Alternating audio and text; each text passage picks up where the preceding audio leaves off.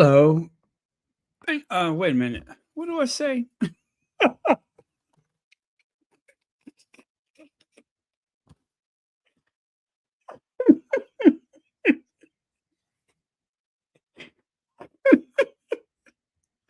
Wait a minute. What does that I always say? Um. Oh yeah, yeah, yeah.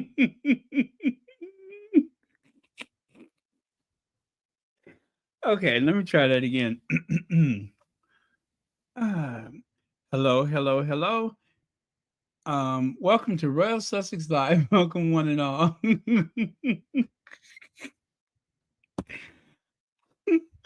Thank you so much for being here. I don't think we'll be here more than an hour. Honey Bomber, thank you so much for being first. I forgot what it was. I forgot what I would always open up with. I lost track for a second there. Okay. Um yeah, hello, hello, hello. Ah, boy. Gosh, that was weird. Kind of forgot what to say for a minute there.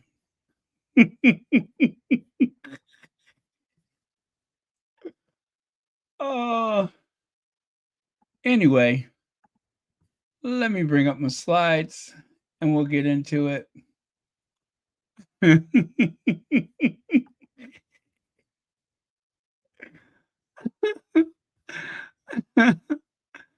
uh,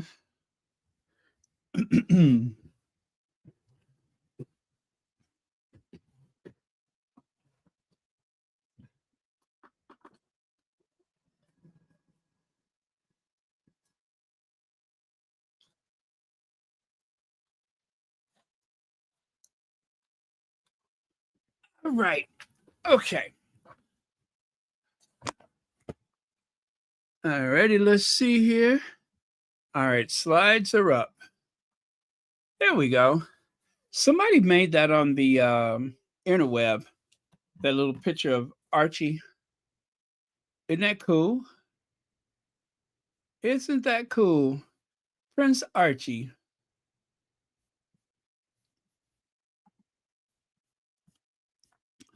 Okay, so happy birthday to Prince Archie. How old is he now? You know, I forget. Is he 6 or 7? Wait, that's not right. Yeah, is he 6 or 7? 2019, right? Gosh, you know, I forget. He was born in 2019, right? Yeah, 2019. So I think that makes him 6 or 7. I don't know. 6. Okay, he's 6. All right. Thank you. So 6-year-old Archie. He's 6 years old. Oh man, I forgot to grab that video.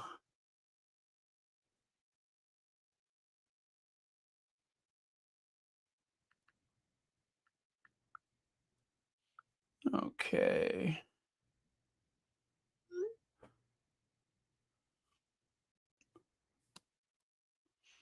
So let me grab that video. Then at least we'll have that.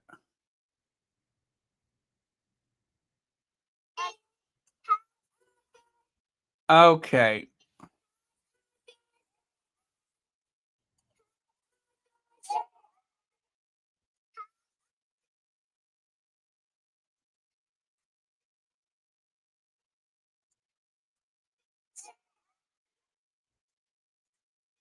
Oh, that's so sweet. That is so sweet. Okay. I'm going to share that with you guys right now. That was the one thing I forgot to do was to grab that video. I had one job and I blew it. Okay.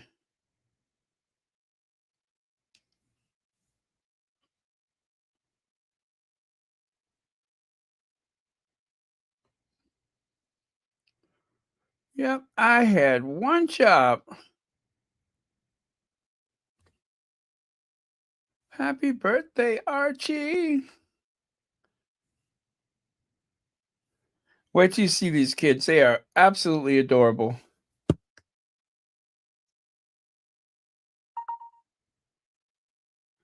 And it's only a couple of seconds long. Okay, this is from the charity that we're all supporting. I haven't sent in my donation yet now that I think about it. Okay, so I want that.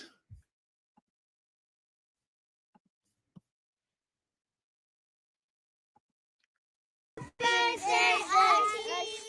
Happy birthday, Archie. Happy birthday, Archie.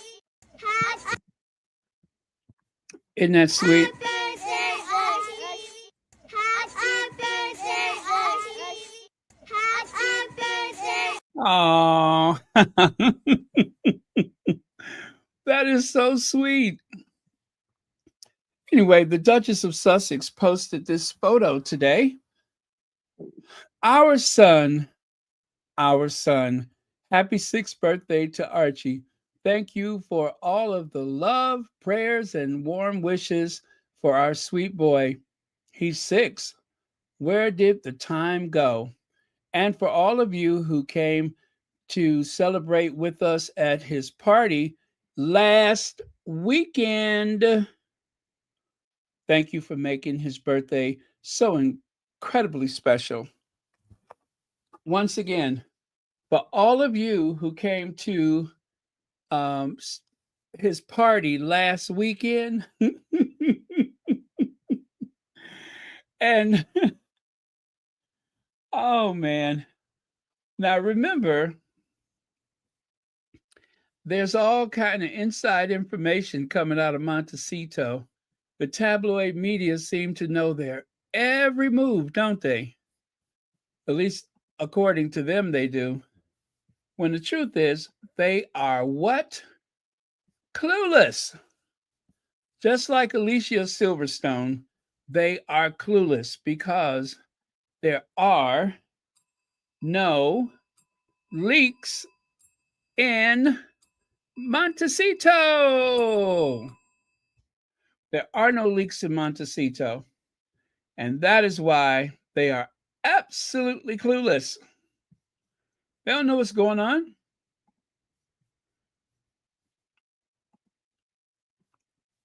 So here they had a birthday celebration for Archie and nobody was the wiser. How is that possible? Well, we are waiting for the countdown for the Pope tonight.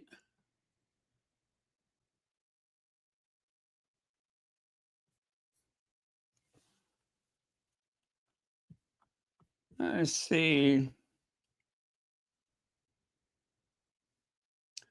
I'm going to go and take a look right now because there is a chance that there might be some photos of Harry tonight. Because remember, he's supposed to go to Las Vegas. Is that right?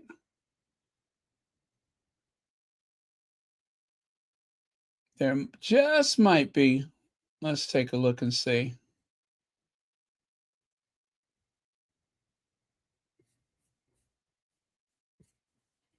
I'm going to take a look and see. See if any of my sources have anything to share. Okay, nothing yet. All right, nothing yet. Let me try one more source. I have no what time. I'm sorry. I have no idea what time the event is supposed to be, but it is something for Princess Diana. So, and it is tonight, right? I think it is tonight.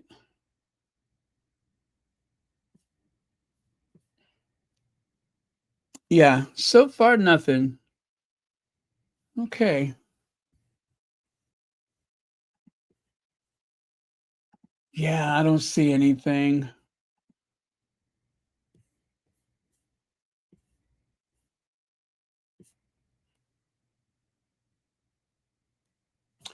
Okay, I'm going to take one more look and then I'm going to get right back over here with you all.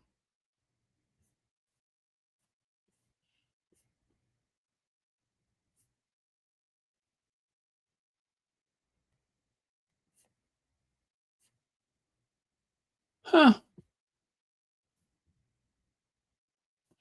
Okay. So far, nothing.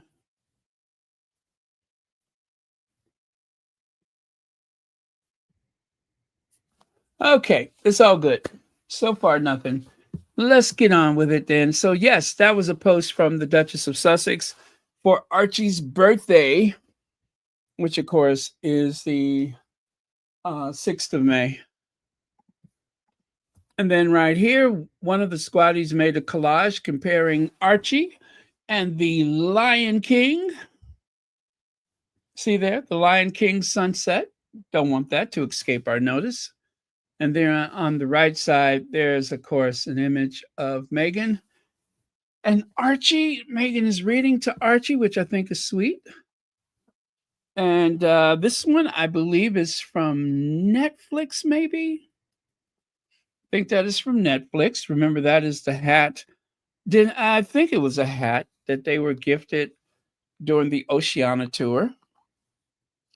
I think it's really sweet and also very important that the Sussexes, when they receive gifts for those children, they don't just waste them or give them to someone on staff. They actually use them, which I think is a nice compliment to the people that are nice and generous enough to gift. I don't know where this was. I don't know where this was. I see the mountains in the background. This certainly is not the Sussex estate, but then again, they're in Montecito, and there are or were, or I believe there still are some farms around, a choice of farms. So, as a matter of fact, I think where they filmed the With Love Meghan, I believe that place is a farm. Either that or they have a very large garden. And who could forget this? That was the dress that Meghan wore when she was in Nigeria. Remember that?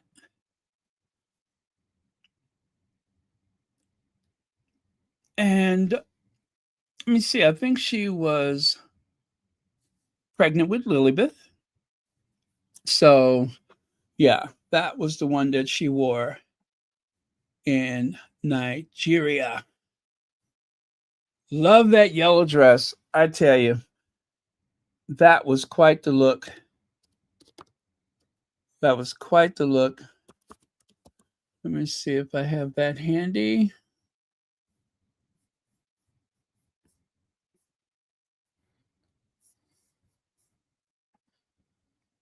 It was like a breath of fresh air when she walked out with that dress on.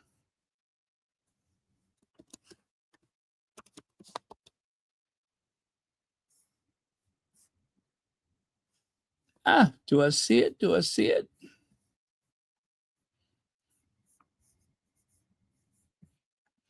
Yeah, for Nigeria, that was one of my favorite moments was that dress.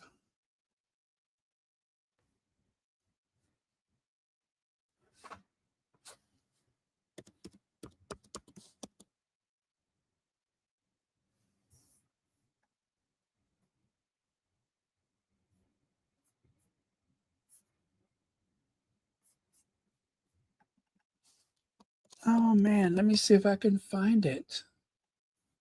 I'd love to share that with you.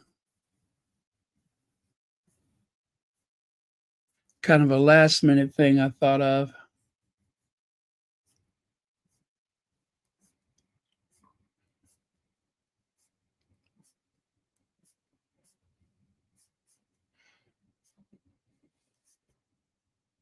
Oh man, and I share that with you all the time, and this time I don't see it. Oh well, no matter.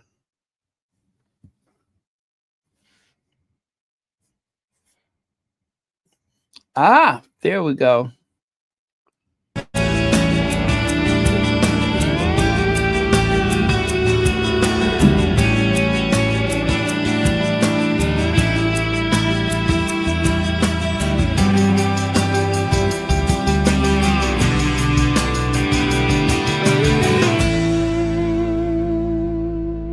Wow, what great posture she has. What great posture she has.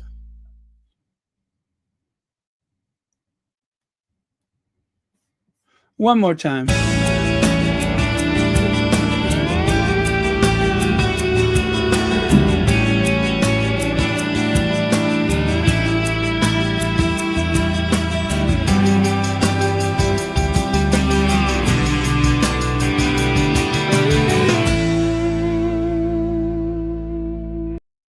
Okay. Okay, let me stop. It's Archie's birthday, not Megan's. So anyway, there's the image that someone made for Archie.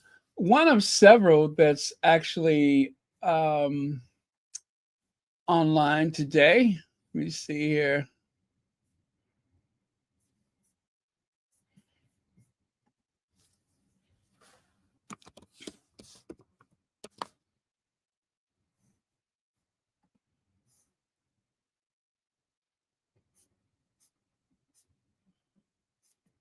By the way, I think the fundraiser is up to about $10,000. Remember, the goal is 25K. Let me see. I'm going to see what the latest update is for the fundraiser.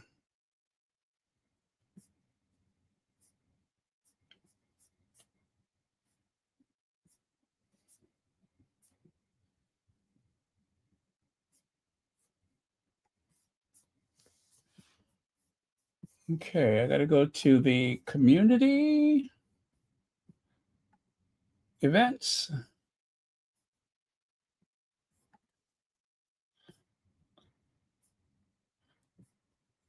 Okay, 6 hours ago it was 87.89, but that's not up to date. So let me see here.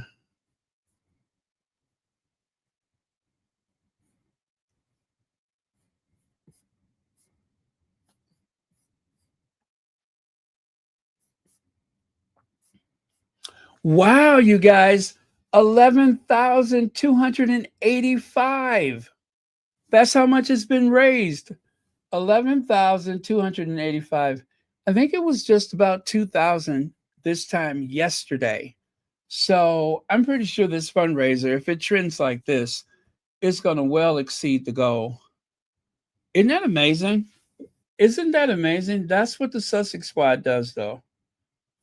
And thank you for the Sussex Squad community events for sponsoring yet another fundraiser. And you can tell from the voices of those children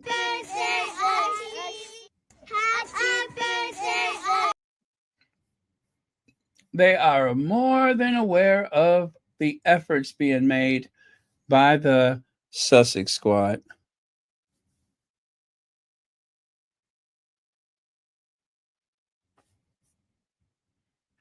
Wow, they can take donations via PayPal too.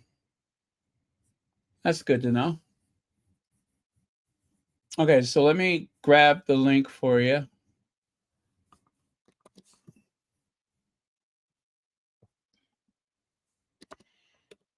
There we go. That is the link for the fundraiser. And I'm going to pin that to the top of the chat. There you go. I'm going to test to make sure it works. Yes, it does. Yes, it does. So let me see here. Mention this. Minus 5. I think it was 4. Okay.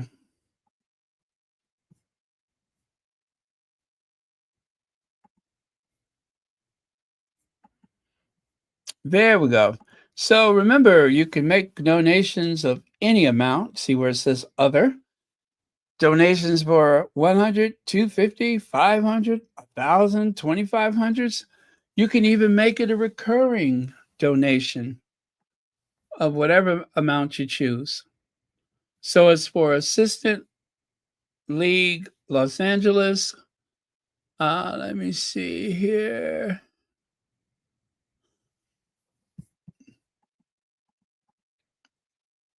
And remember, that is to celebrate Archie's birthday.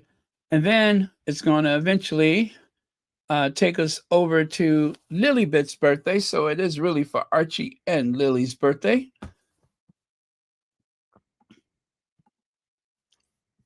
At least I think that's what it's supposed to be, right? Archie and Lily. Well, anyway, the fundraiser is $11,285 as of tonight. I wonder what happens if I refresh the page. How much will it be then, huh? I refresh the page. Okay, it's still 11,285, but that's okay. It's growing. So there you go. That is the latest amount of the fundraiser. So, off to a very good start. And let me get back over there. All right, and we should have a little salsa for Archie for his birthday.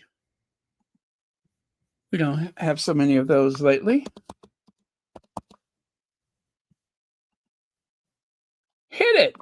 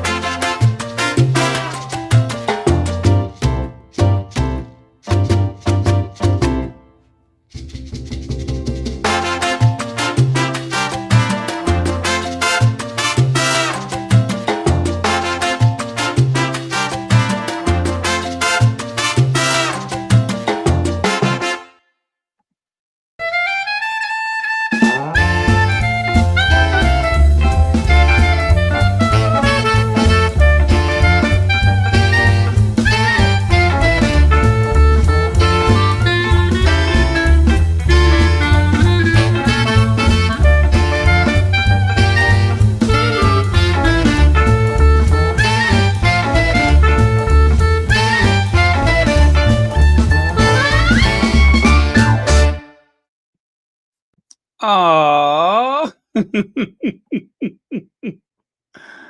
oh, sweet. Yes, that is so sweet. Don't you love it? Don't you love it? That is Prince Archie, Archie Sussex, 6 years old. He's 6 years old. Wow, pretty soon he'll be off to college.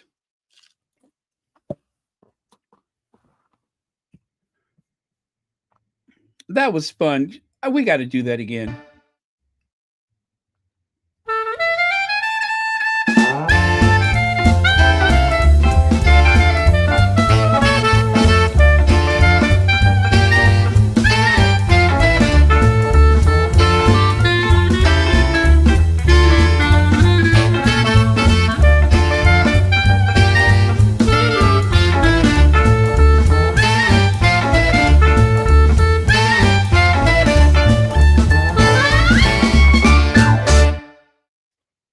I don't know how many times I watched that, but I could watch it all day, to be honest with you. Okay, happy birthday, Archie. Such a sweet kid. Both of those children, so sweet. Oh, one of the squatties, one of the squatties posted this. One of the squatties posted this. You know what? That's so bad. That's so bad. I shouldn't have shared this. True, but not really to be sharing on that child's birthday. But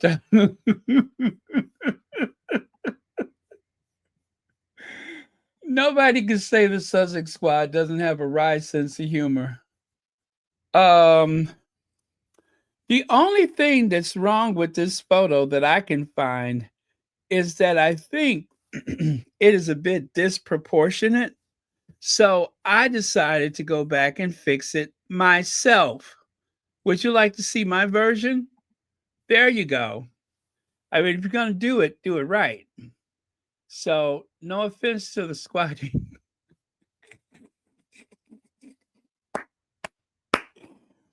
No offense to the squatty that rendered this interesting, thought provoking image, but I think you just came up a little short. That's it. That's it. You want the hands to be the actual bigger than life size, right? So there you go. There's Charles with his color chart trying to figure it out.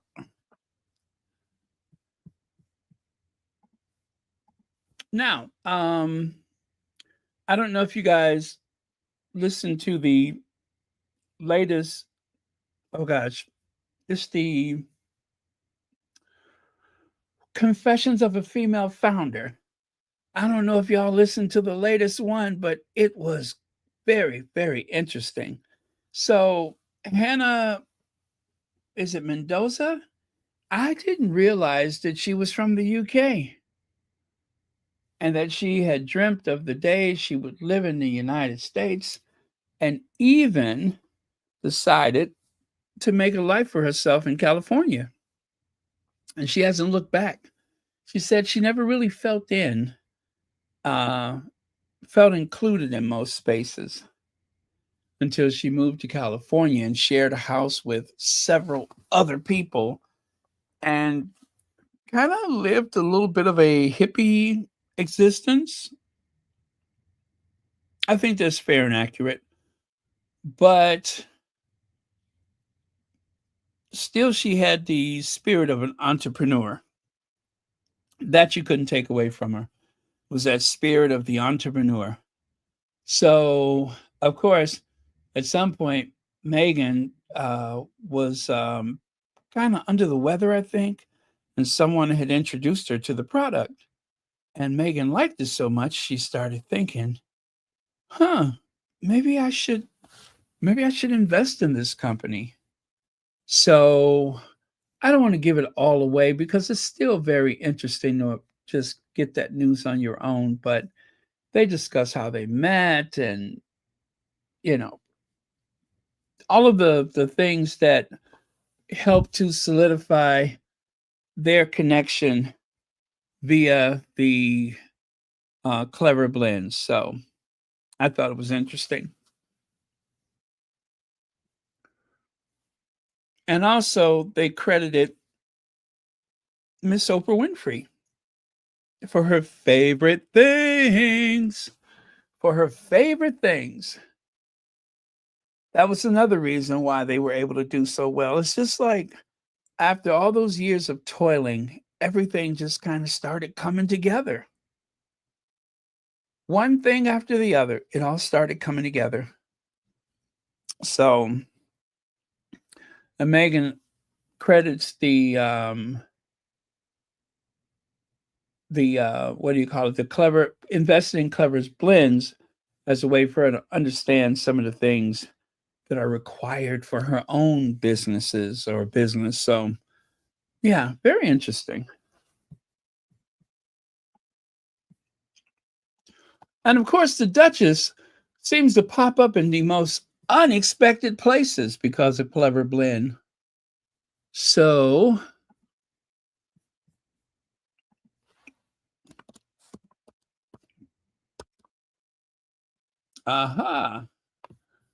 there we go. I'll share this one with you. I want to give a huge shout out to our amazing, clever team here at HQ. Without them, we are nothing. Our fulfillment crew, lovingly packing your lattes. They've been listening to Brittany on loop since 2019. Our very smart, only slightly nerdy digital team, making sure the website doesn't crash again like it did last year. Finally, the glue that literally holds us all together. Our incredible, resilient fulfillment team that have helped make 2023 such a big success.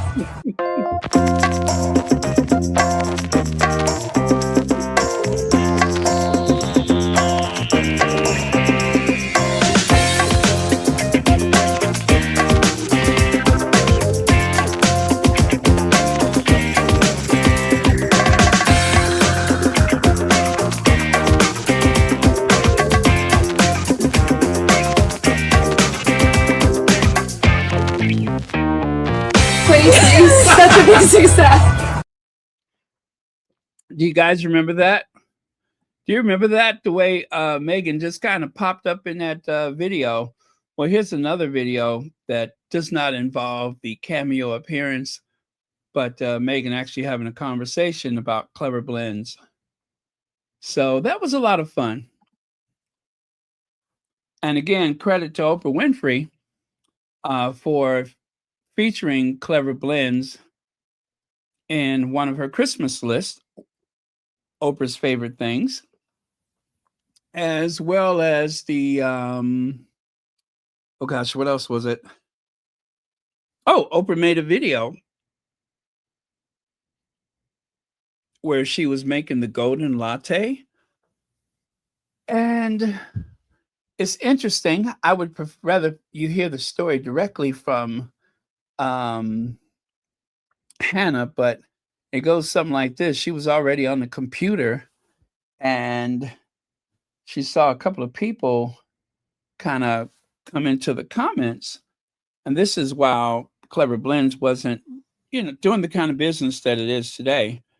And she thought that was an interesting little fluke. She's like, gee, I wonder who those 3 people are. But the number just kept growing and growing and growing and growing until it became the huge success that it is today. So there you go. And Meghan was very generous upon their meeting in that apparently Mendoza wasn't exactly the type of CEO material that you would think of. She didn't even try to, she did try to dress for the part, but it was I think she said it was a matter of choosing her least wrinkled outfit. And, but somehow there was a spark and and Meghan became interested in the products. So the rest, of course, is history. But very, very interesting story. So do make sure you go to the podcast and check it out. Eventually, Clever Blend went into the Target, the Target stores. Now, this spot of bother, termination letter reveals financial struggles at Sentebale. Shocked, but not shocked. How could you be? It was inevitable, given the fact that the current leadership at Sentebale seems better prepared to run it into the ground. Yes, we're talking about that Sophie. I guess it was Sophie's choice. Well, anyway, the non-doctor, the honorary degree doctor, the kind of thing you give out when you just hope somebody's gonna do better. Yeah, that doctor. Let's see here. Okay, it says Sentebale Charity co-founded, that is, by Prince Harry and Prince Say-So, is now facing deeper scrutiny following the emergence of alleged official termination letter issued to staff. Now, this is an alleged. We don't know 100% that this letter is true and authentic. That is a very good point to make. The letter dated April 2nd, 2025, confirmed the Sentebale terminated employees due to lack of funding and broader operational constraints. This development precedes the Charity Commission's decision to launch a regulatory compliance case into Sentebale's governance, administration, and management as concerns grew over financial decisions made under interim board chair Sophie Chindaka. So that is why it is a lack of funding. A lack of funding. They're citing lack of funding. And this Dr. Catherine, a real doctor, I suspect, the photo says, I have carefully steered clear of criticizing the actions of Sentebale's executives till now, but this is upsetting. Is it true that you threaten people with legal action should they disclose that you have terminated their employment, ladies? We see you. Ooh, ooh. Now remember, all of this is alleged. It is alleged. We don't know it to be true. However, this redacted letter that you see on the right side kind of spells it out.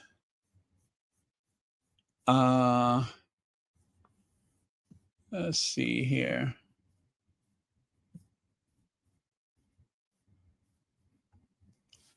Termination of employment, retrenchment due to operational requirements. I refer the employee one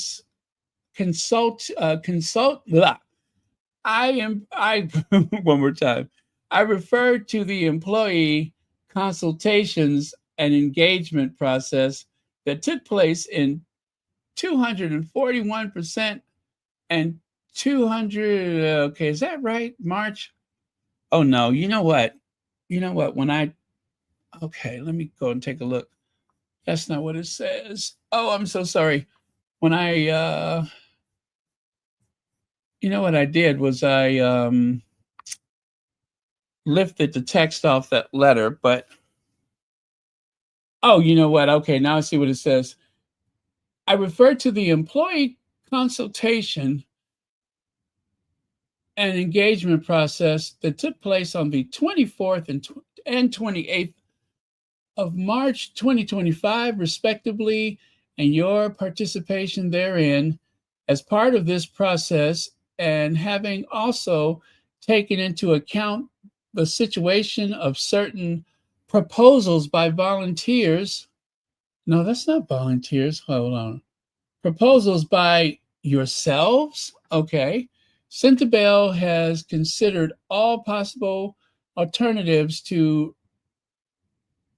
retrenchment, and unfortunately, retrenchment, I've never heard that used before like that. Okay, retrenchment. And unfortunately, Sentebale is a charity organization, depends on donor funding, which at the present moment does not have. I guess not. You didn't run it into the ground. Regrettably, this letter serves to confirm that your contract of employment with Sentebale is terminated on the basis of lack of funding and also due to operational requirements. Holy cow. Holy cow. Now remember, this letter is alleged. We don't know if this is a real letter. That sound like all them big words that she used, though. So yeah, we can't tell.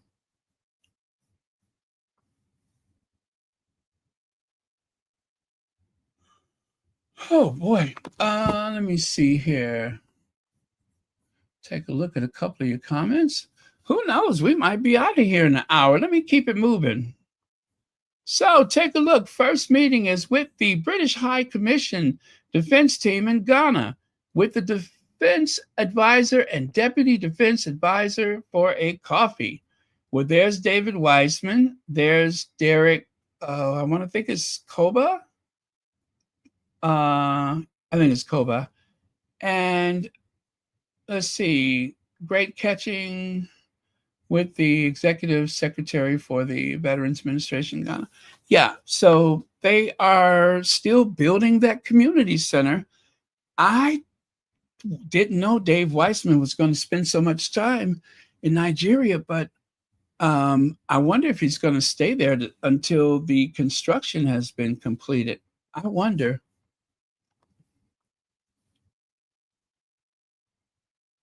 Okay, and take a look on the left. You can see this gentleman. I think he's 100 years old. And there on the right, his dream finally came through of visiting Ghana for the first time. Oh, you know what? I think that's cut off. Sorry about that. Lex says, wait, wasn't Harry's image toxic? Sophie, girl, you a liar. A liar. Thank you so much for the super chat, Legs. Hey, Mo Shannon. Now, Liz Jones, I know why Meghan decided to skip the grotesque Met Gala, and this is why she was right. You guys, oh, this just makes me so frustrated. Now, listen, when I say frustrated, I don't mean that I'm so upset I cannot function, but this is just irritating to know that they don't have a lot to talk about most days. So this is one of those situations where they just kind of tie an event into something. First of all, I think most people are invited to the Met Gala. I don't think most people invite themselves. And most of the people that are invited are near and dear friends of Anna Wintour or in that social circle in some kind of way. Or perhaps they have done something that lends to the event. The Sussexes are very West Coast. They're not New Yorkers. Neither one of them are currently making movies. Meghan's fashion is exciting, but not daring. So this is not a Meghan night. It's not a Meghan occasion. Yes, Princess Diana has been to the Met Gala, and all over the years, a lot of people have been. But this is not really a Sussex event. One of the reasons why I'm going to say this makes so little sense is because if the Sussexes are not going to all these red carpet events on the West Coast, unless there was a particular need for them to be there, why would they go to a particular red carpet event like this one on the East Coast? It just doesn't make sense. There's a lot of people, like for instance, the whole idea of the black dandyism. You would imagine that, oh, where's Barack Obama? I'm surprised they didn't say he should be there. He's black and of mixed race, right? Since we want to out everybody black and of mixed race who has ever been famous, how about Barack Obama? He wasn't invited either, or he didn't show up for whatever reason. Thing is, I don't think Obama has ever been to the Met Gala. I don't believe Michelle Obama has ever been to the Met Gala. They would love for Meghan to show up dressed like this AI image on the left side so that they could talk crap about them until the cows come home, and that's just not going to happen. I would love to see them there, but it wasn't in particular any type of Meghan event. It wasn't a Harry event, especially this year with the whole black dandy or black dandyisms theme.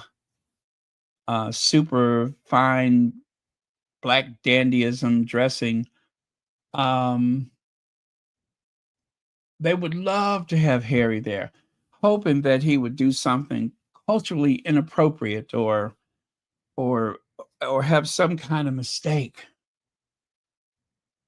Now, don't get me wrong. If the Sussexes were invited to this event, they would eat up, and they know it. They would have ate left, right, and center. But every time there is an award show or some red carpet event, you can count on at least one of those royal rotas to say something about Harry and Meghan not being invited, not showing up, not loved by Hollywood, and all of the other nonsense. So they may never go to the Met Gala, and it's okay. Now, the other thing is to call it grotesque. Of course, they're going to call it grotesque because they weren't invited. Whoever wrote this article, Liz Jones, she wasn't invited. She may never get invited. The people that's on the outside looking in, the people with their little pathetic noses pressed up against the glass, hoping to get a glimpse, they're the ones that are so full of vinegar because they're never invited to anything. So it would have been an amazing surprise, and I would still be talking about it today. But it just wasn't meant to be. Plus, Meghan had to rest up from all that party that they planned that the tabloid press didn't know about.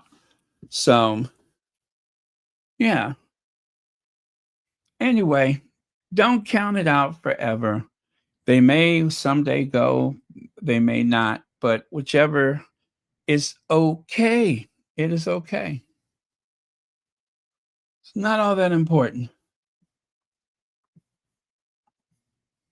So we're going to go back to the dandies. Now, we went through this yesterday. Let me see here. Yeah. And this was a big night for the Met Gala. I believe it's going to go down as one of their most memorable nights. The theme was not confusing like it was last year.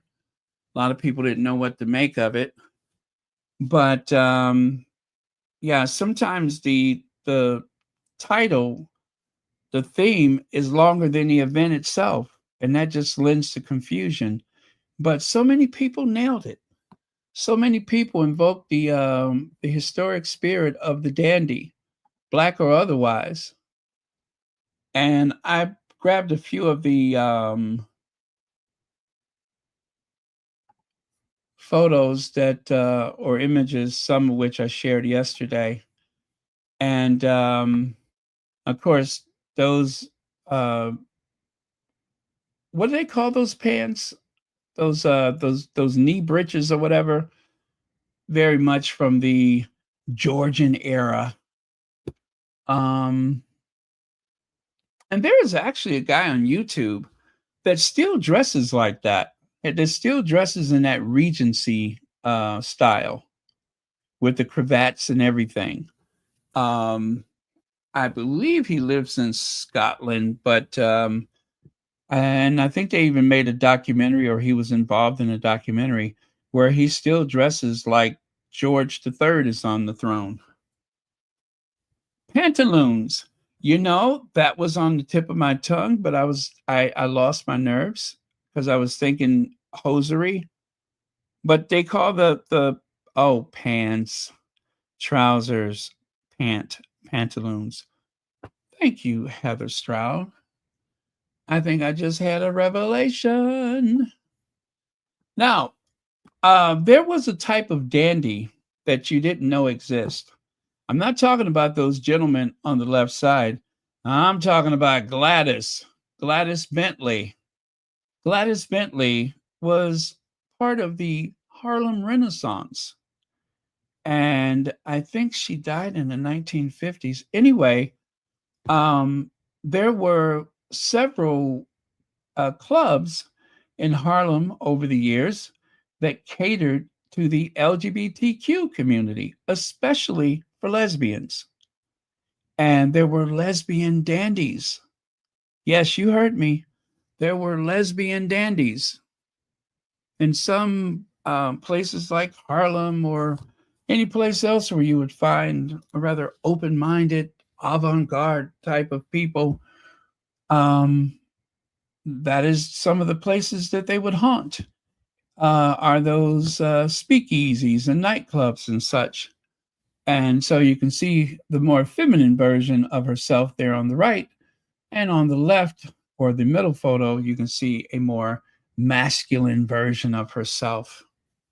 So, yeah, that was a thing back in the day. And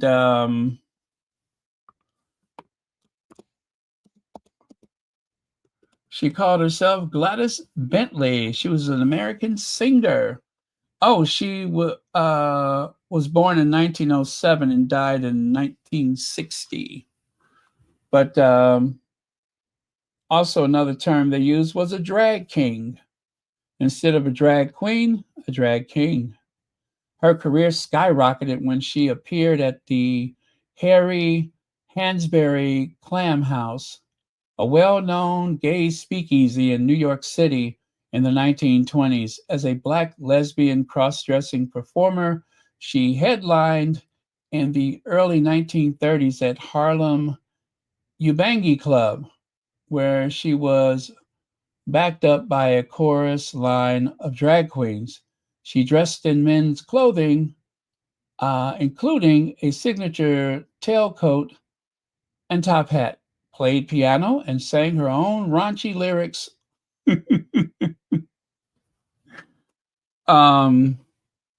to popular tunes of the day in a deep, growling voice while flirting with women in the audience. Now, you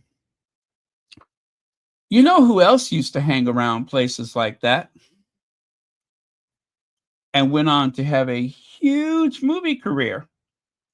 Anybody want to take a guess?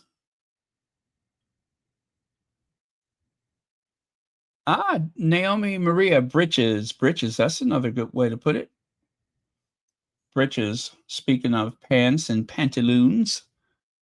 But let me see. BH. Is that your answer? Come on, you guys. There was someone who had a stellar career. That used, yes, Heather Stroud, you are on fire tonight. Yes, that rather, oh, shall we say, flirty, kind of messy way that um, Mae West used to carry on is because she was hanging around Harlem. She was hanging around those black clubs. She hung around a lot of those black vaudevillian women. And that's where she learned to have such a sharp wit. That's where she honed her skills. That is something that people rarely talk about Mae West. They rarely talk about that with Mae West, but she also, as they say, appropriated Black culture. So this is why I'm so excited about this whole dandyism thing, because it really is a major part of the American experience, the American culture. So many things that has been exported from the United States in terms of fashion, music, even the movies have been influenced by the Harlem Renaissance. And of course, you know, across the US, you had the Bronzeville community in Chicago, where there was a whole like city within a city. People would routinely travel by train from New York to Chicago and go from one Black community to the next.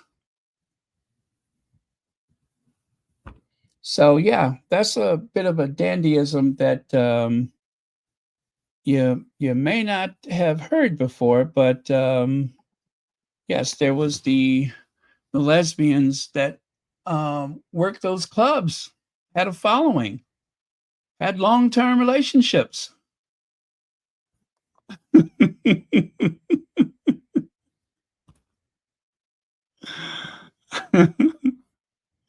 Yeah, I love Mae West. Mae West was amazing. I love Mae West.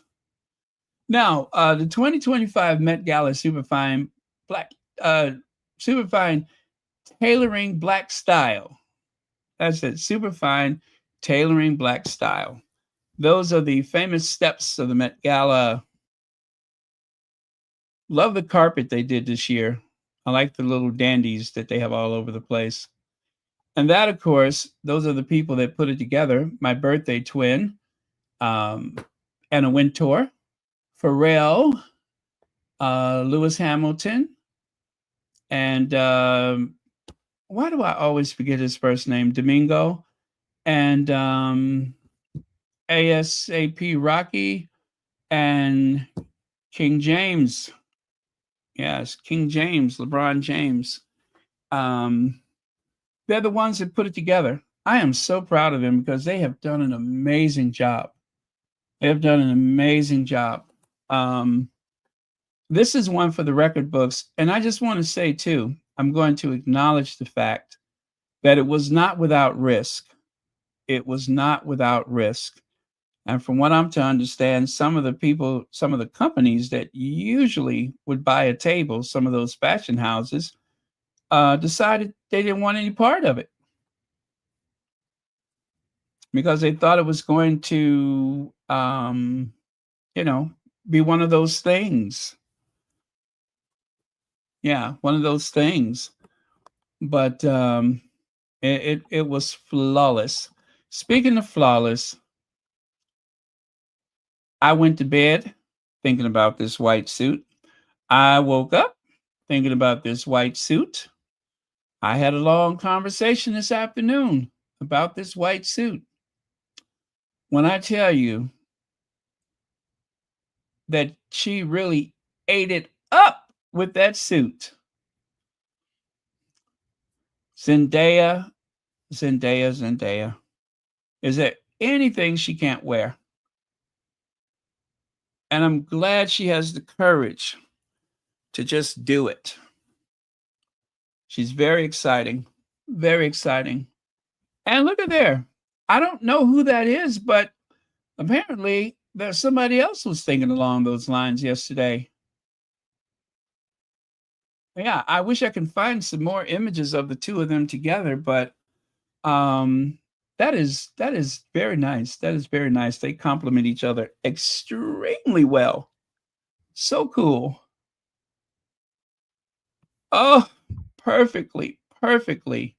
How about magically? Because I don't think perfect, to limit it to perfectly tailored, I don't think it goes far enough. How about magically tailored? It's like she fell asleep and a whole bunch of little elves started running around, stitching and cutting fabric, stitching it together.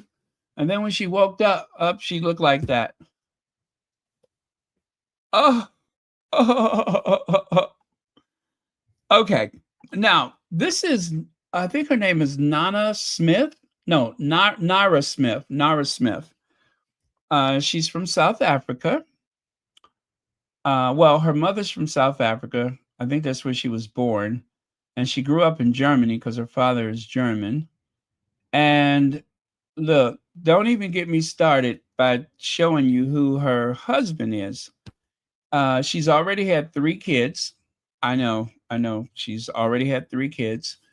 And I believe she's 23 years old. And her husband is a model. He was like the number 1 model of 2022 or 2023 or something like that. And she has like an online thing where she cooks wearing these very chic, gorgeous clothes. But I keep seeing this. I think she was there, but I didn't see her on the red carpet. That is gorgeous. Whatever she's wearing, that is gorgeous. That is gorgeous. But yet I cannot find any images of her on the steps. Maybe she was there and she wasn't invited to use the steps. Not everybody was. I don't know. But, or should I say, not everyone was featured But yeah, that is quite a look. That is quite a look.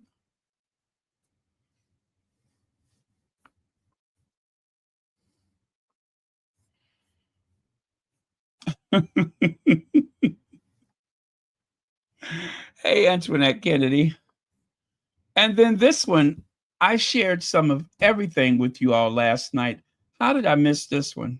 How did I miss this one? This was one of the more exciting images of the night.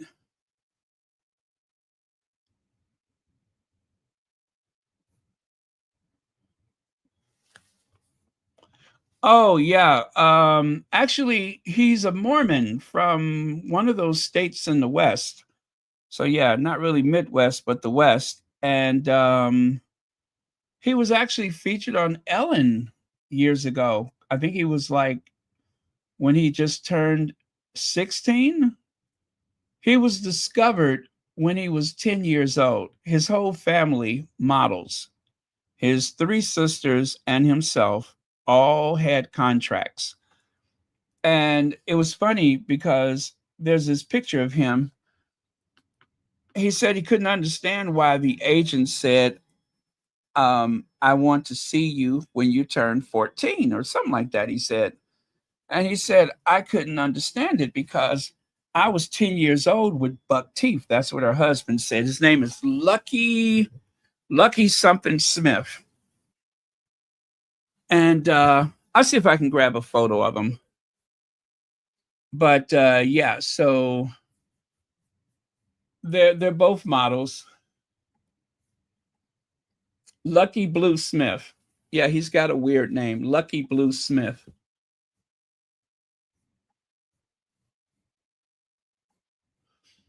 And I'll tell you, if I had to say who he kind of reminds me of, he kind of reminds me of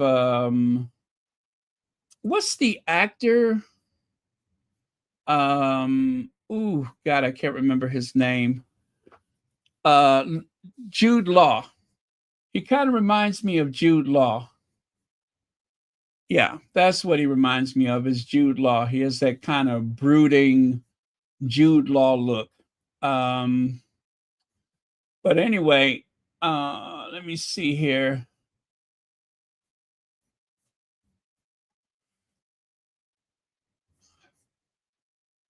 But they met, and okay, let me grab his photo for you guys.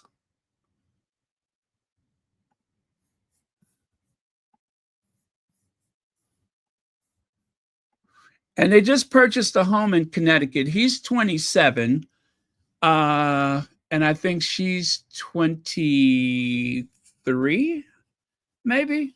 But anyway, that's her husband right there. And I tell you guys, he is, they are very much in sync. They are intense together. They are very much in sync. And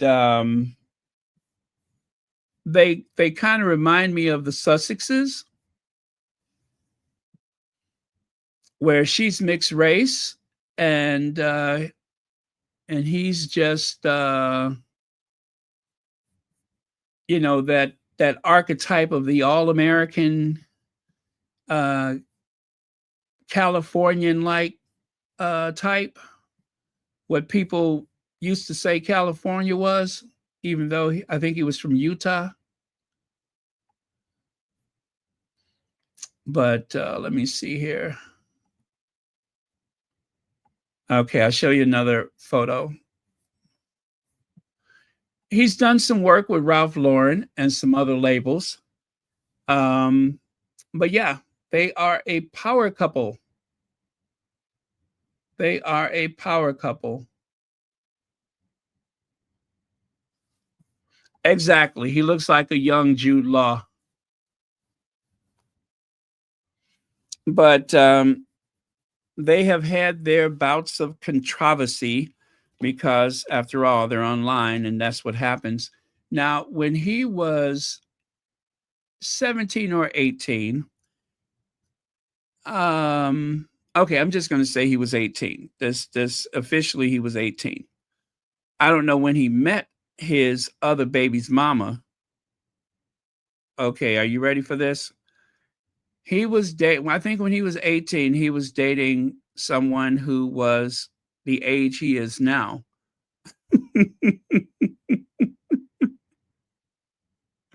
So he's got a baby's mama. He's got a he's got a baby's mama, and then he has his wife who has 3 children. Yeah, they have 3 children. So interesting couple. I only just discovered them, I think yesterday. For some reason, I just discovered them yesterday, and only to my surprise that she may have actually have gone to the Met Gala. But yeah, they're a very handsome couple.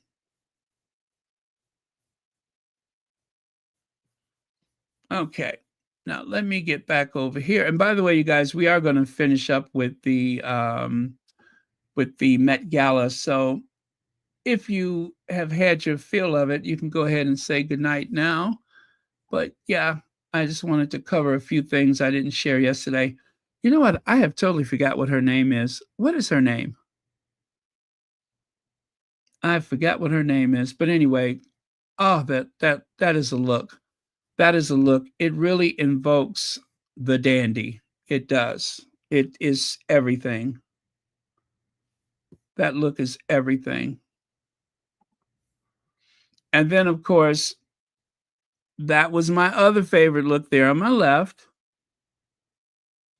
And by the way, Mo Shannon, what was that you said earlier about the 3 women that was in the Met Gala all at the same time? What was that you had said about those 3 women?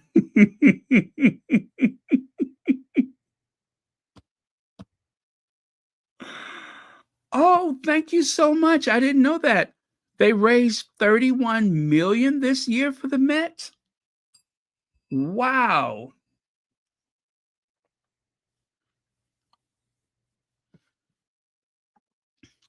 Erica Badu?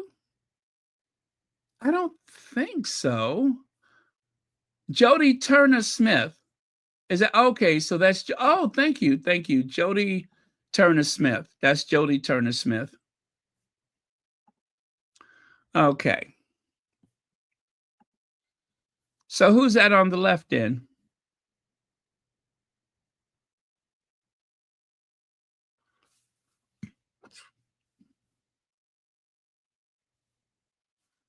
And of course, uh, that's either Cardi B or somebody on the right. That's Cardi B on the right.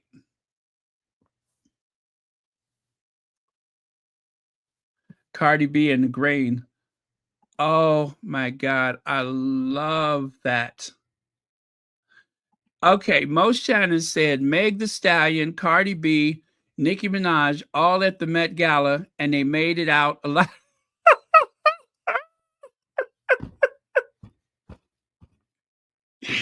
Yes, yes. Okay, so now we know why some of the sponsors didn't want to buy those tables. Okay, yes, that's Tatiana Taylor on the left side. Thank you so much. Yes, Mo Shannon, that explains why.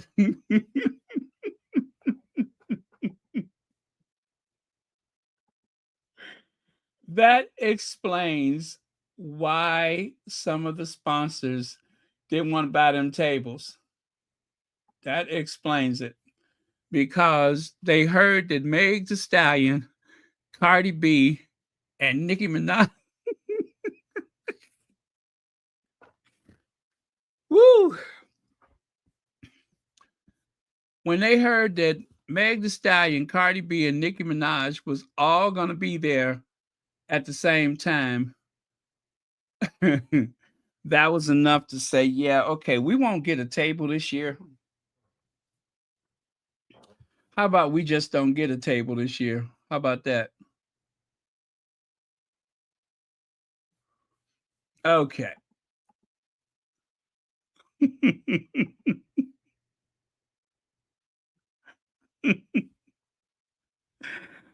Okay, since you all are so informative, who is that on the left and who's on the right? I promise you, I don't know who these people are.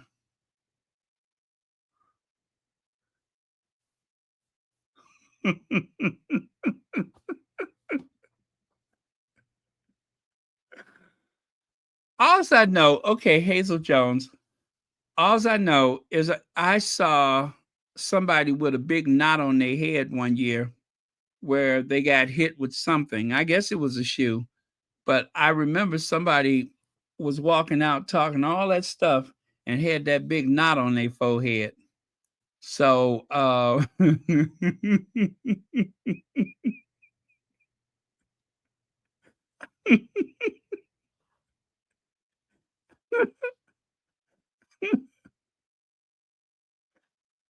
yeah, it was kind of like that scene in Color Purple when Sophia um and what's her name? Remember when Sophia had them close down the juke joint? Good night, fellas.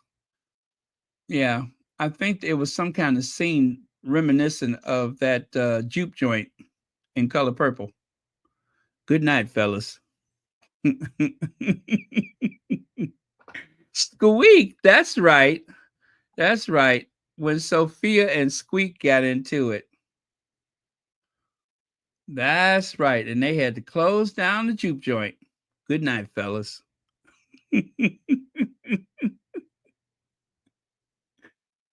Uh-huh. Well, fortunately, it didn't get out of hand. And it was a fine event. Okay, Savannah James is on the left. And who is that on the right?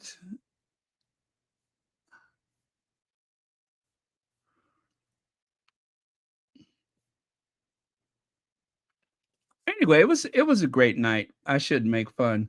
Now, this photo, you guys, this photo came up. I don't know who this is. I don't know if this person was at the Met Gala, but they should have been.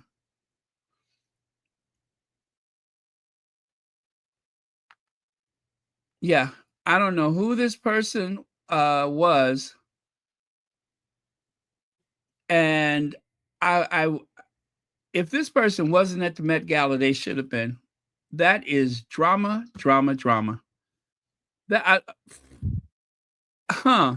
Yes, yes, the hat, the hat. That is. I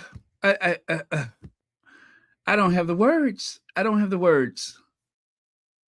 But I kept seeing this pop up on the internet, and I couldn't figure out how this person fit into the event. Yeah, that's the Camilla Blue, the Queen cohort, Camilla Blue. Oh, look at there! Wouldn't you know she made it into the Met Gala? I didn't know they were still together, but apparently Tiffany and Simon Rex, I guess they're still an item, huh? Isn't that something? I should have known Tiffany would make her way in there somehow.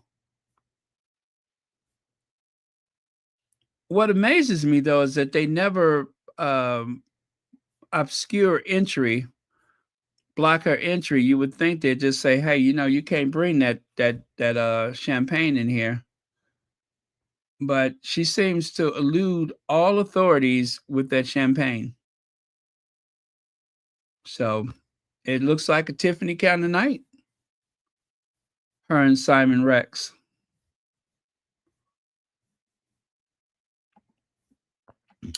And then there was this. I cannot get over this. I did not realize that that was like a overcoat or well, it's like she's wearing that big shell. That's how she came out there. And then she peels it away and there is another version of that outfit underneath. How about that? But you guys, at the after party, that whole bottom half vanishes. As a matter of fact, she opens up the jacket. I saw one of the photos online. She opens up the jacket, and one side had a pasty. So yeah, there's a whole nother version of this. So you have the outer shell, you have the actual suit itself, and then she discards that lower half, and it really becomes racy. But oh my God, this was some work. This was some work. As a matter of fact, you guys, I was looking at the preparation for the Met Gala for Janelle Monae, where she talks about it. So I'm going to put that on the community post. Let me see how they made that happen. Okay, I'll just title it.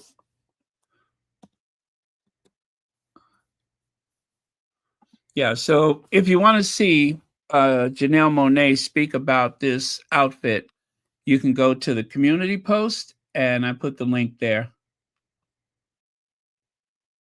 And that is an actual clock. That monocle that she has over her eye is an actual clock or watch or whatever. And then I think she had like a miniature watch on one of her fingernails or something like that, she said. But I just cannot get over it. I cannot get over it. It just, you think about the vision that it took to put together something like this. Wearable art. That's what it is, wearable art. And then this young man, I forgot to add him yesterday, Keith Powers. I have no idea who he is, but love that outfit. Love that outfit. There are so many more people that were there that we have not seen. Or didn't make, this list or that list, but very smart. That is very smart what he's wearing. Yeah. Very, very, very smart. And then, of course, here are some other dandies, some random photos where you can see the modern day dandy. Got to have the walking stick. Are you serious? Oh, I love hearing that. I love hearing that. Because you know what? It's just like with the Black Panther movie. By the time the Black Panther made its round in the theaters, it was the highest grossing film ever. The highest grossing film ever. And yet, it's almost like pulling teeth to get people to invest in making a movie featuring a Black ensemble of actors with a Black lead or you know it's almost impossible. They're just like, oh, we can't make any money. And so this being the highest fundraiser that they've had at the Met Gala, what does that tell you? What does that tell you? You see, when they're brave enough to acknowledge the contribution of African Americans, it makes so much of a difference. But that old fear, the old racism, a lot of times, they just don't want to do it. They don't want to take the chances. Here's some classic dandy images. Although the one on the right, I'm not sure if that's an old image or made to look old. I'm still on the fence about that one. The one on the left, I think that one is actually an older image. And of course, I don't know what this had to do with the night, but Diana Ross's big moment, well deserved, I might add.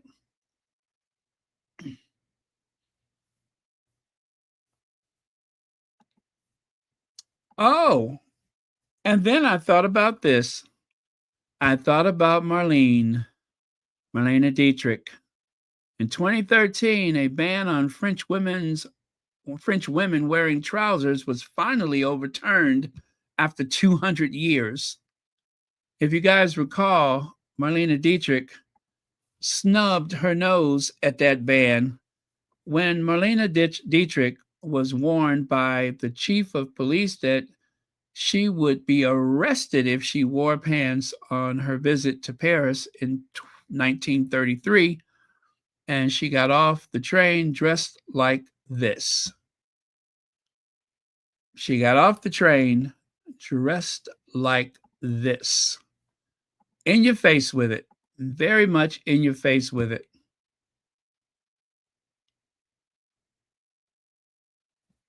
And it wasn't until 2013 that they finally lifted that law that, of course, by then nobody was paying attention to it.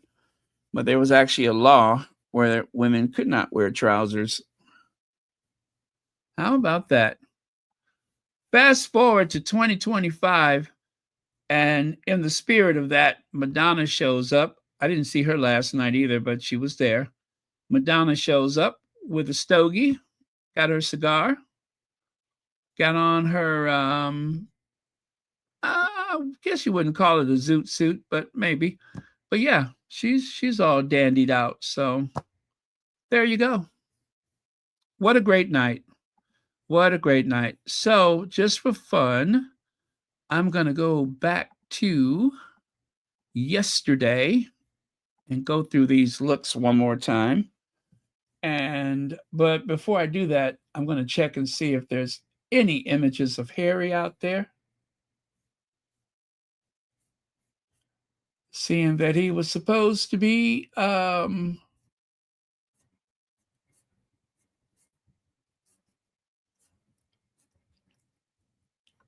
in Las Vegas.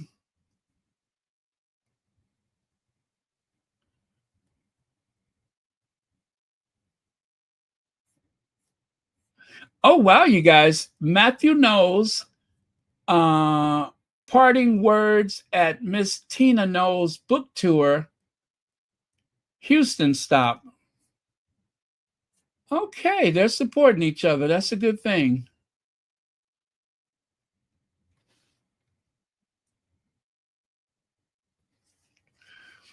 Also, you guys,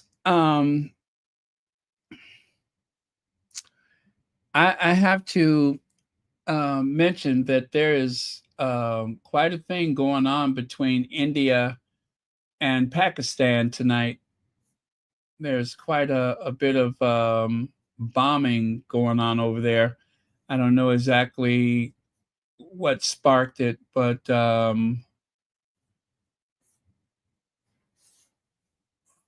let's pray for those people. Because, as you know, both of those countries, they are, nuclear countries. There's like 8 or 9 countries that have nuclear weapons. And those are 2 of them. And they should not be fighting each other. They really shouldn't, but they constantly have these border disputes. Oh my God. Let me share this one with you. Let me share this with you. Graham Smith, who trolls the royals, and I love him for that. I love when he trolled the royals. Graham Smith, who, of course, not my king, Graham Smith. I didn't even read it, you guys. Let's see what it says. There's only one senior military officer in this photo, and even he retired from the Navy 15 years ago. Edward and Anne have never served. William and Charles have never earned the rank and medals they're wearing. The only person in that photo that has earned any type of stripes is Sir Timothy, what is it? Timothy Lawrence, Princess Anne's husband, Afro Annie's husband. He's the only one up there that has served with distinction. The rest of them, not at all. Not at all. And yet there they go. This is so ridiculous. Why do they keep putting these uniforms on? This is so ridiculous. And that the people are okay with it. That people are okay with that.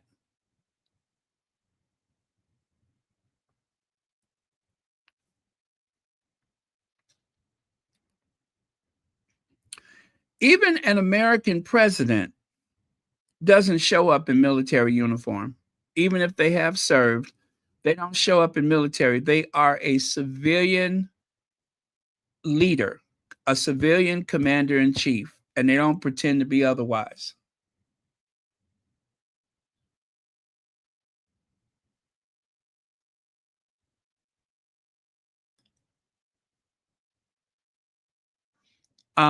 Not My King says the slim down dressing up box.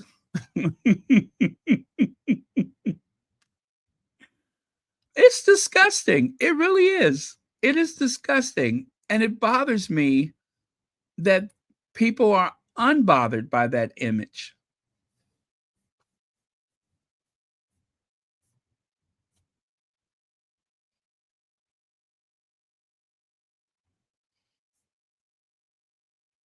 And they have the nerves to go on and on about how courageous this one and that one is.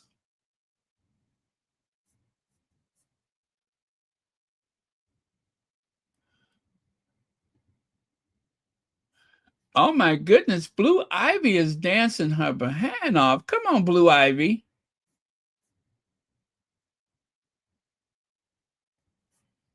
Okay, let me stay focused here. I'm supposed to be looking for images of Harry.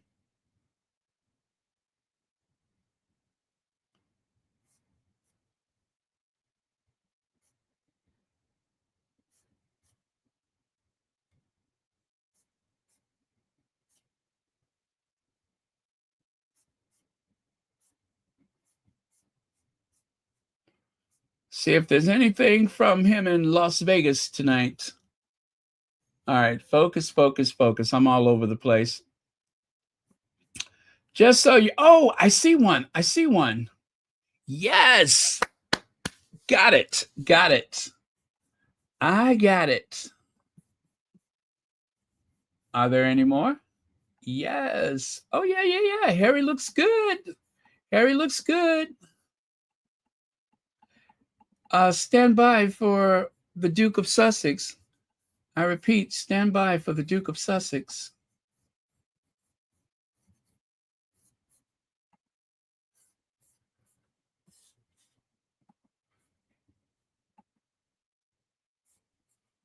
Okay, there's that one. There's that one. I needed this tonight. I needed to see Harry tonight. If you are impatient, you can go over to the Archwell site. They have it there, but I'm going to load these up in due course.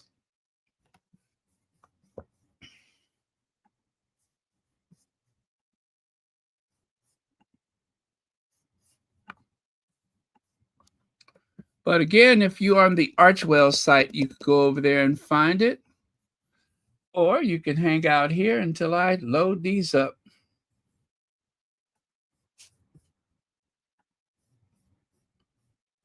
Okay.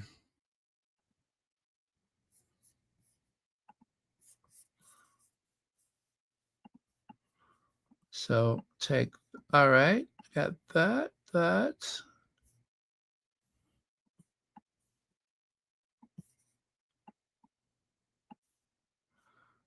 There's a way to the Emerald City. That's not too far now, is it? Just take your deliberate time and lay it on the wizard. Okay. He's the whiz and he lives in Oz.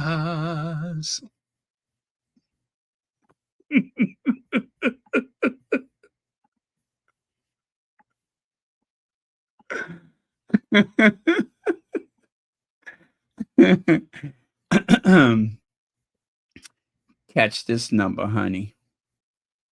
All right. I got that. Let me make sure I got all of them. So 1, 2, 3, 4. No, I don't have them all. Where did those other two go? He's the whiz and he lives in Oz. Sweet thing, let me tell you about the world and the way things are. You come from a different place, and I know you traveled far.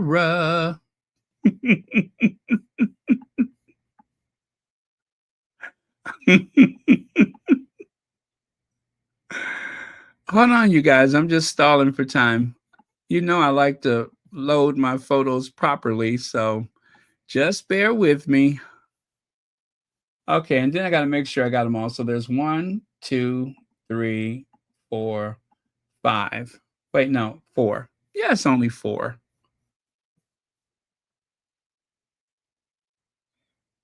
Is it?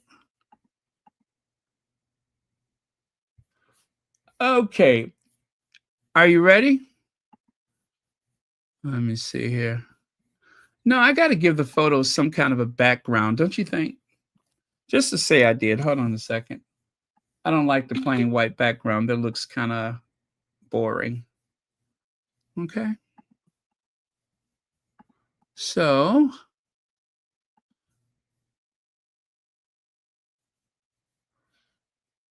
okay. Oh, wait.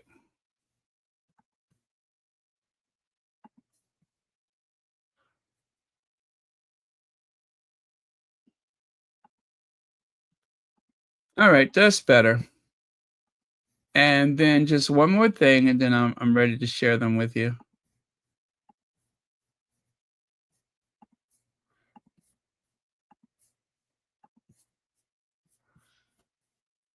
Yeah, one more thing, and I'm ready to share.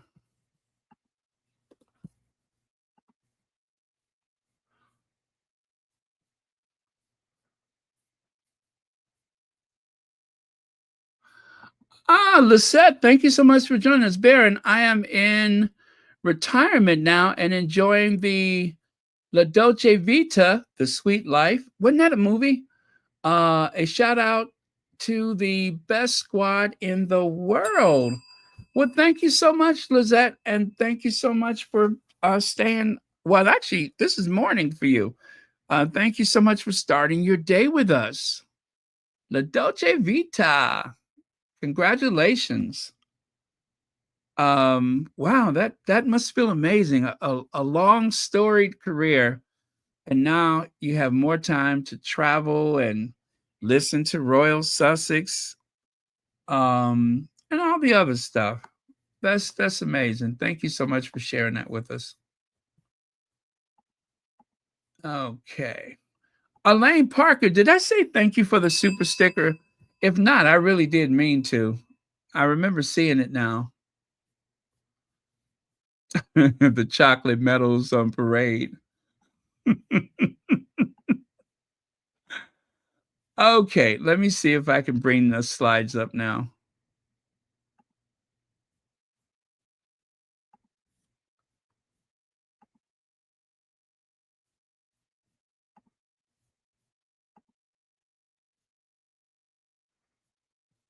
Okay.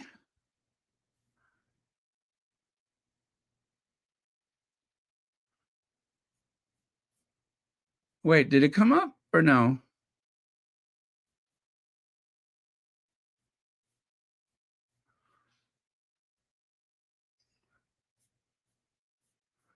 Well, let me see. Oh, there it is right there. Okay. There's our Harry. And there's Harry. and some other people too. I'm sure they're nice people. And there's the room, and there's Harry right there. So yeah, this is what they posted on the website. Today, Prince Harry, Duke of Sussex, was in Las Vegas with the Diana Award for the Knowledge event, championing the crucial need for business, investment, and youth development to work hand in hand.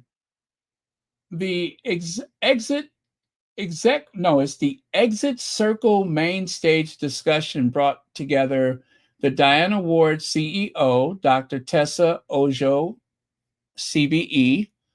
Let me see, ServiceNow Paul Phipps, and the Diana Award recipient Christina Williams and Sunny Khan to discuss how business can invest in strengthening the next generation of leaders to build a more robust and stronger workforce for the future. The Duke posed questions to the young leaders about their experiences and insight into value-driven workplaces, helping uncover a deeper layer of the issues. The panel emphasized a powerful message supporting underserved youth. People insisted just an active goodwill is a smart strategic investment in the talent of tomorrow. So yeah, again, you can see these if you go over to their website, and then there's more about what they were doing there, but I won't bore you with it. But what I am going to do is I'm going to see if I can find some more photos or perhaps a video. Somebody may have uploaded an amateur video that I can share. I'm going to check for that for show. For show.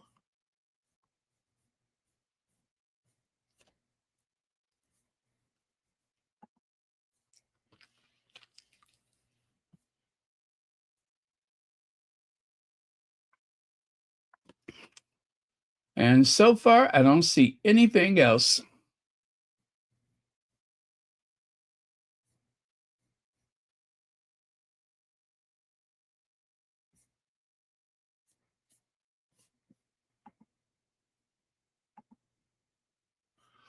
You know, this whole what is it, the VE Day celebration that they're having, there's going to be some kind of service at the Westminster Abbey. So the Left Behind Royals, they are not done yet.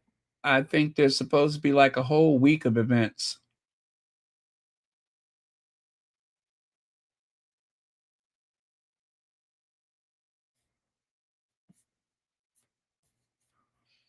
Which, you know, I love that because that gives me more opportunities to drag them.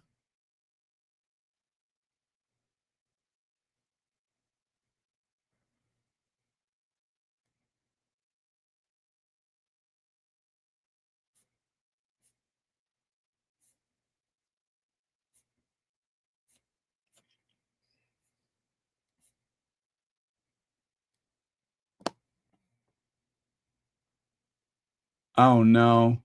You know, Fred and Gladys unveiled a portrait of themselves today.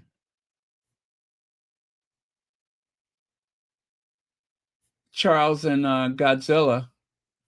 They unveiled a photograph of them, not a photograph, but portraits of themselves at the National Portrait Gallery, I guess.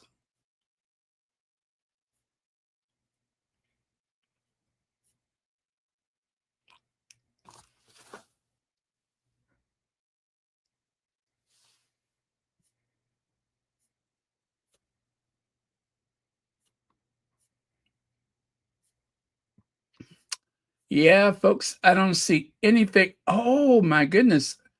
You know, the back of Diana Ross's train, on the back of it, if anybody's following me on Twitter, I'm going to put this on the Twitter. Those lines that you saw on the back of Diana Ross's train, that had the names of her children and grandchildren embroidered in it. And on this, they're showing a close-up of it. Just found out the train was embroidered with the names of her children and grandchildren. That's why she was so proud to wear it. That's probably, what do you call it? The first time that she's been to the Met Gala in like 20 years, maybe, or longer.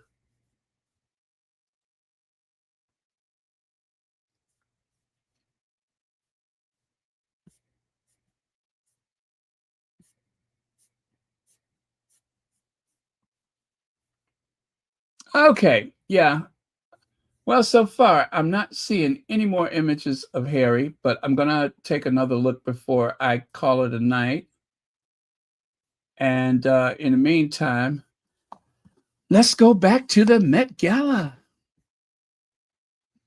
Let me see here. Susanna Maria Anojo, thank you so much for being a member, and thank you so much for the super chat.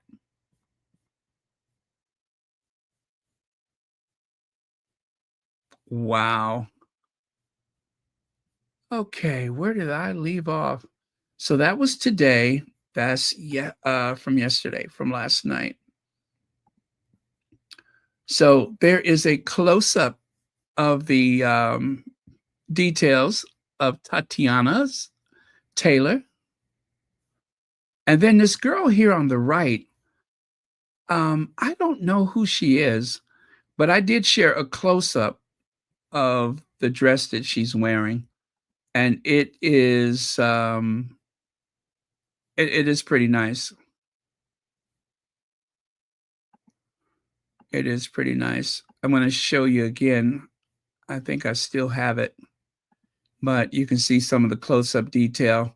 And remember, you guys, I want to tell you how to look at things, but if you think some of these outfits are kind of like weird and, you know, really fancy it that much, do give them credit for the amount of work that they put into it. Now, the pinstripe deconstructed genre was all over the place last night. Rihanna wore it. This girl, whoever she is, she wore it. And anytime they say deconstructed in fashion, that usually means like you take whether it's trousers, a coat, jacket, a shirt, and you kind of take it apart and put it back together again in a very abstract way. And that's what they refer to as deconstructed.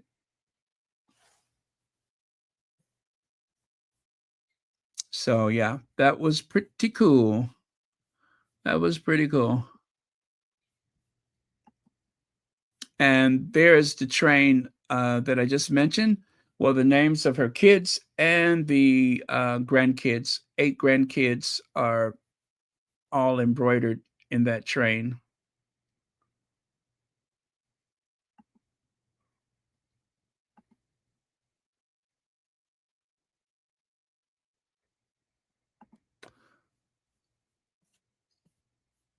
Okay. And of course, Zendaya, who was actually keeping a very modest and low profile last night, but still, it's all about that tailoring. And do you know that there was another person at the Met Gala wearing a white suit? It may have even been identical. It wasn't Zendaya, okay?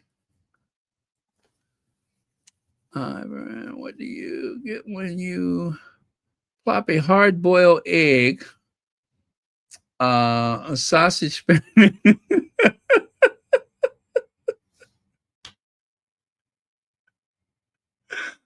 sausage finger, and a bird on a balcony with chocolate medals?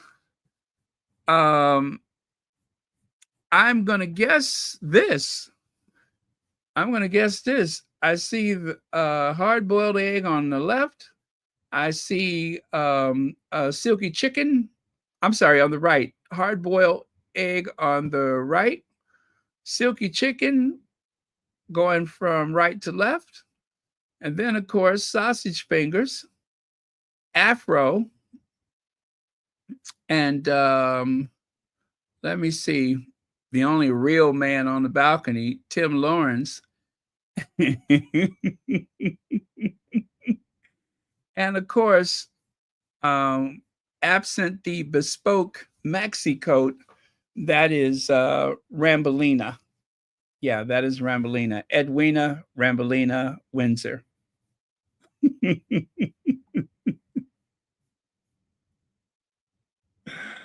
Oh, all it takes is nerves.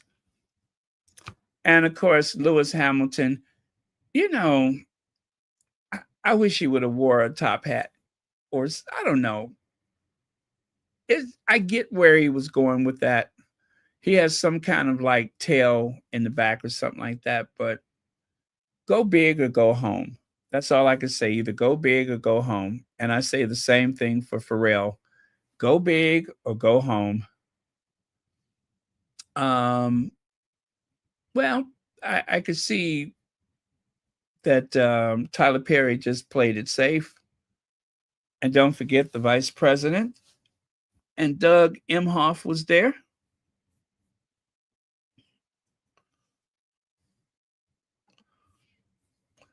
Oh, and of course, is it Janelle Monae? Lovely. Anna Wintour. Anna Wintour never wears suits, and people were just like kind of disappointed. They were hoping that she would wear a suit, but that was the best she could offer was another gown and a trench coat. Well, not a trench coat, but a long coat. Coat is lovely, by the way. Who is that with the Birkin bag over there on the left? I forgot. And of course, Holly Berry. There were people who were feeling a certain way about her outfit. Yep. Yeah, we're just gonna go through these fast. I'm feeling oh, that was Lauryn Hill. I'm feeling Shaka Khan there on the right. That looks very Shaka Khan to me for some reason.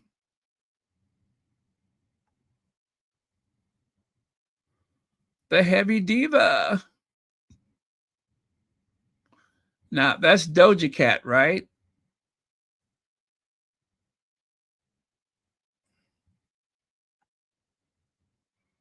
Dapper Dan. Arnold Schwarzenegger's kid.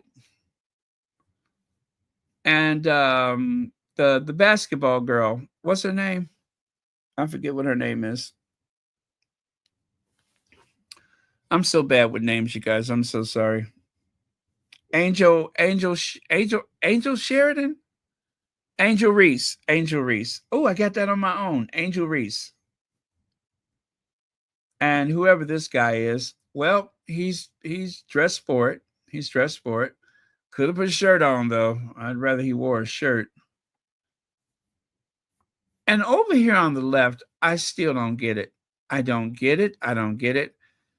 I think she's wearing some of those beads, like the ones that they gave Harry and Meghan when they went to Nigeria. I think she's wearing some kind of bead, but I don't get what the look is, which is not important because it ain't none of my business, but I just didn't get it. And then on the right, Mindy Kaling. I love Mindy's outfit, by the way. Mindy Kaling is having some amazing fashion moments. Ever since she started taking, well, okay, I don't know what she did to lose weight, but whatever she did to lose weight, she has been having these incredible fashion moments.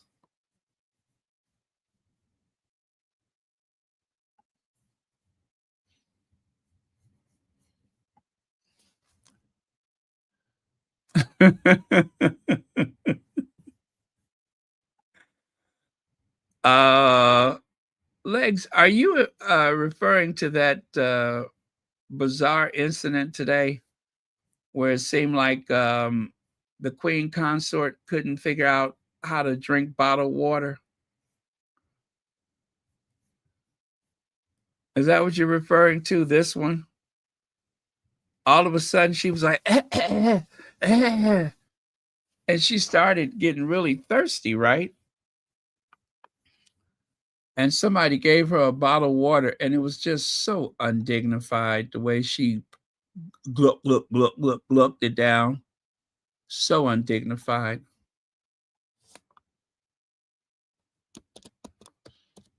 But she's just so tacky. Ooh, that's a tacky broad there. Tacky, tacky, tacky. Tacky is as tacky does.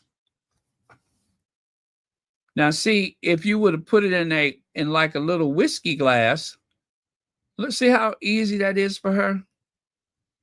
Where she routinely sits around in her bra and panties and have her cocktails. She's so much more relaxed. But in public, for some reason, she just, I don't know, she just can't seem to work it out. Maybe she done got kind of soft because she's living the soft life now that she's got all these servants and everything that 24 hours a day. Yeah, maybe she's getting kind of soft.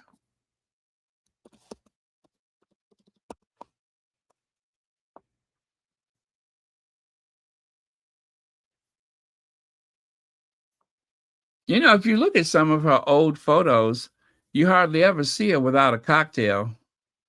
It's very routine for her to have a cocktail. Kind of remind me of that time that she wandered out of that tavern. Remember that? When she wandered out of that tavern?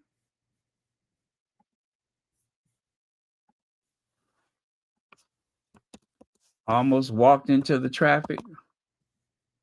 Kind of put you in mind of that.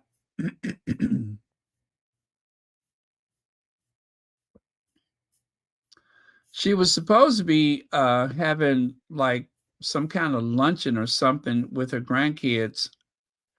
And well, all I could say is it looked like they should have cut her off at some point, but nobody had the courage to do it. See what I mean?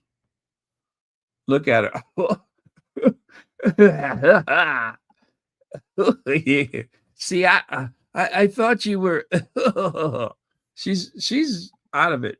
She's out of it. She's out there on the pavement talking to herself, laughing to herself. Somehow she done gave the Royal Protection Officers the slip. Can you guys believe that that is the Queen Consort? That woman in the puff jacket and the jeans represent 66 million British subjects. 66 million subjects.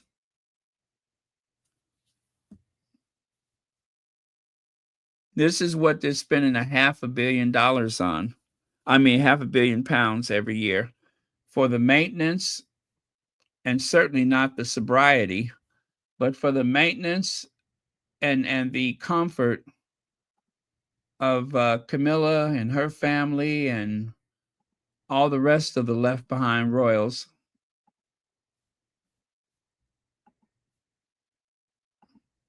Very undignified. It really is very undignified.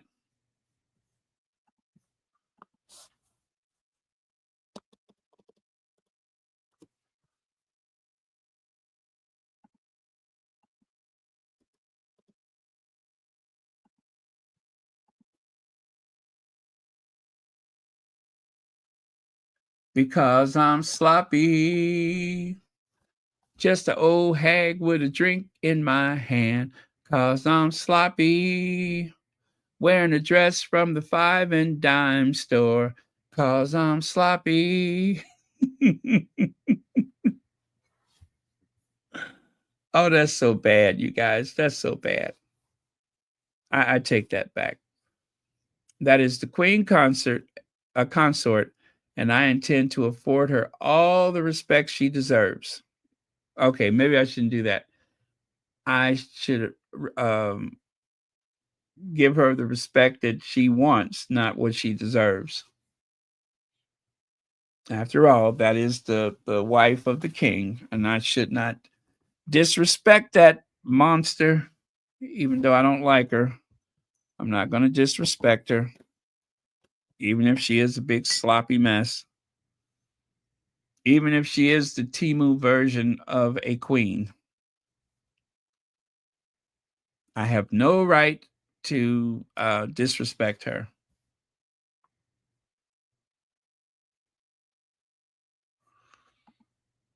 You know what? You know what? I talked about that yesterday, didn't I? I talked about that yesterday. I think that somebody has been cut off, financially cut off.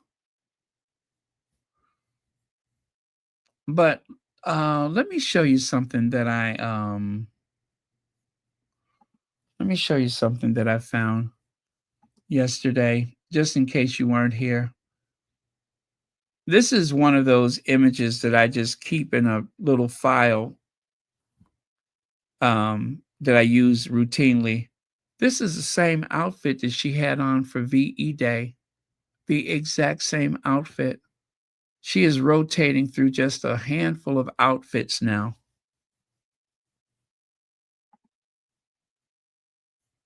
And then, of course, there has been people saying that there's a problem between the Middletons and the rest of the royals.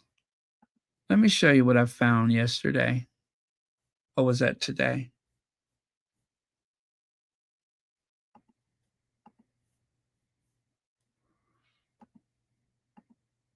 Okay. Let me take a few of these things away.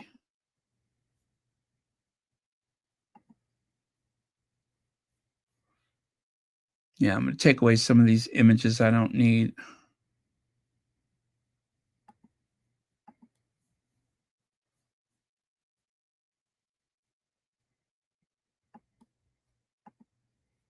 Okay, I don't need that. I didn't get a chance to explore the article yet, but I got to go and try to find the article so I can see what it was about, because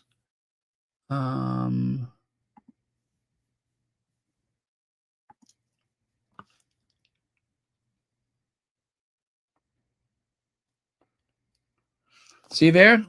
It's dated March 17th, 2024.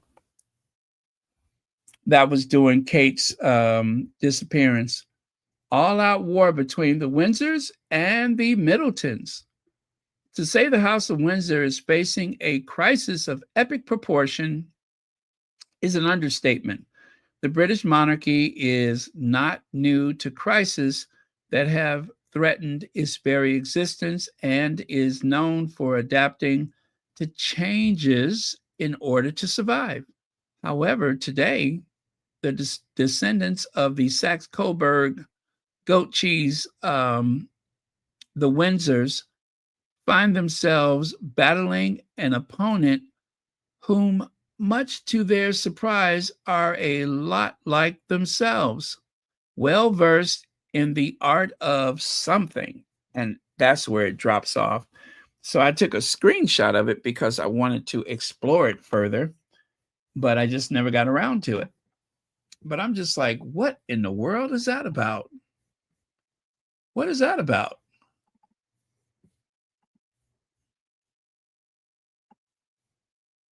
So, yeah, I'm going to have to try to remember to explore that article because it sounds really juicy. And it is true that the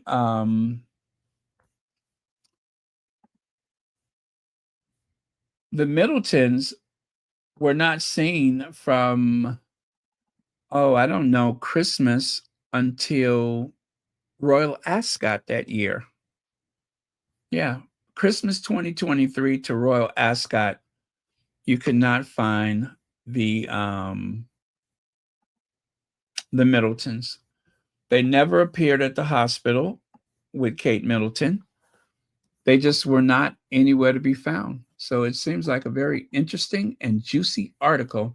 So I just found it again. I'm going to put that in the link in case you all want to have something interesting to read at bedtime.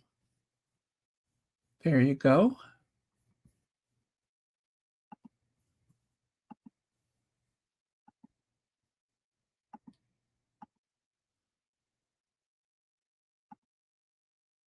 Okay, I just pinned it to the top of the chat. So in case anyone is interested in exploring that article, there it is up there at the top. Hey, Rory, thank you so much for joining us.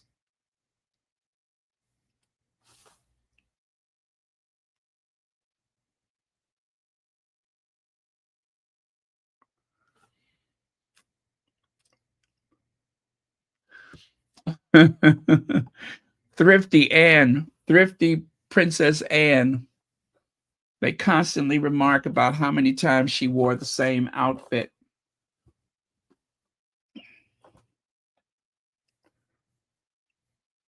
After years of being told that, wait, what does it say? Oh, well versed in the art of the long game, the long con. The long con. Well versed in the art of the long con. One could say in the grifting game, the Windsors may have finally met their match in the Middletons. After years of being told that Harry and Meghan would bring down the monarchy, turns out it just may be Kate Middleton, the woman British media once called the savior of the monarchy, to topple it over. Numerous stories and speculations abound for the cause of this new crisis. Some theorize it has to do with Prince William allegedly cheating with Rose Hanbury and Kate threatening to divorce him. Others believe, yes, he cheated, but he is the one who wants out of this marriage. I'm inclined to believe the latter.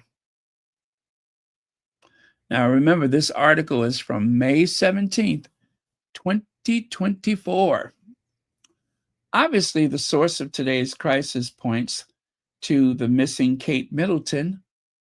One could say the battle between these two families heated up after Kate and the Middletons allegedly launched a preemptive strike at William in order to stall what they believed was his official public announcement of his separation from Kate. You guys, the whole thing with Adelaide Cottage, that surprised everybody that they were moving to Adelaide Cottage. Now, they said it was for school. Okay, that's one thing. The other thing is they made a big fuss about them moving into a smaller home, and that the home was so small for the first time the servants would not be able to live there with them.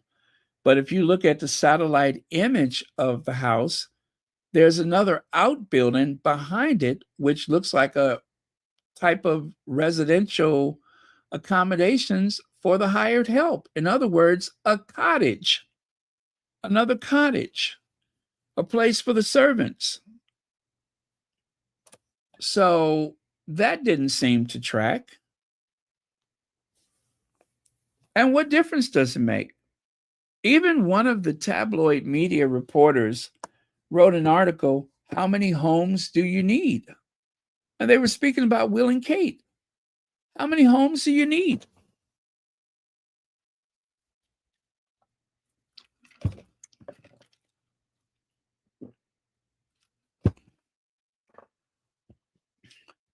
Obviously, the source of today's crisis point to, did that already.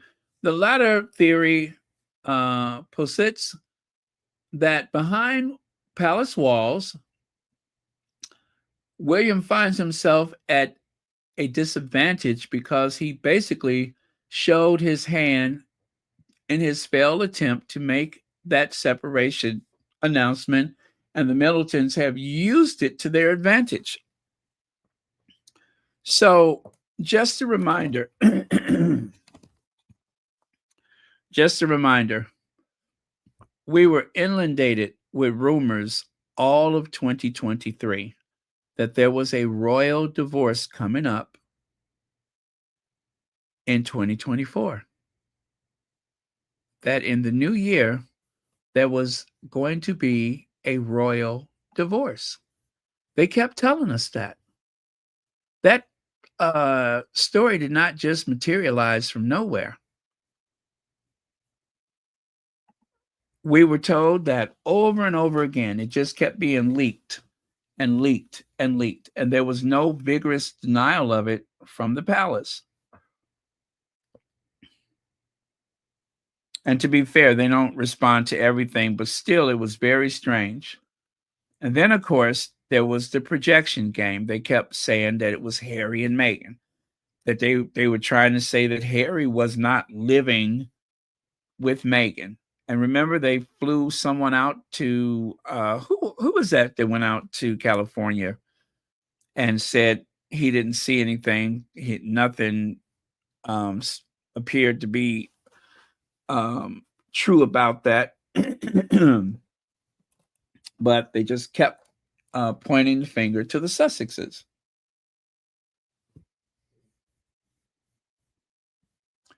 Shortly after her last sighting in December of 2023, it was rumored that Kate allegedly started refusing to do royal engagements.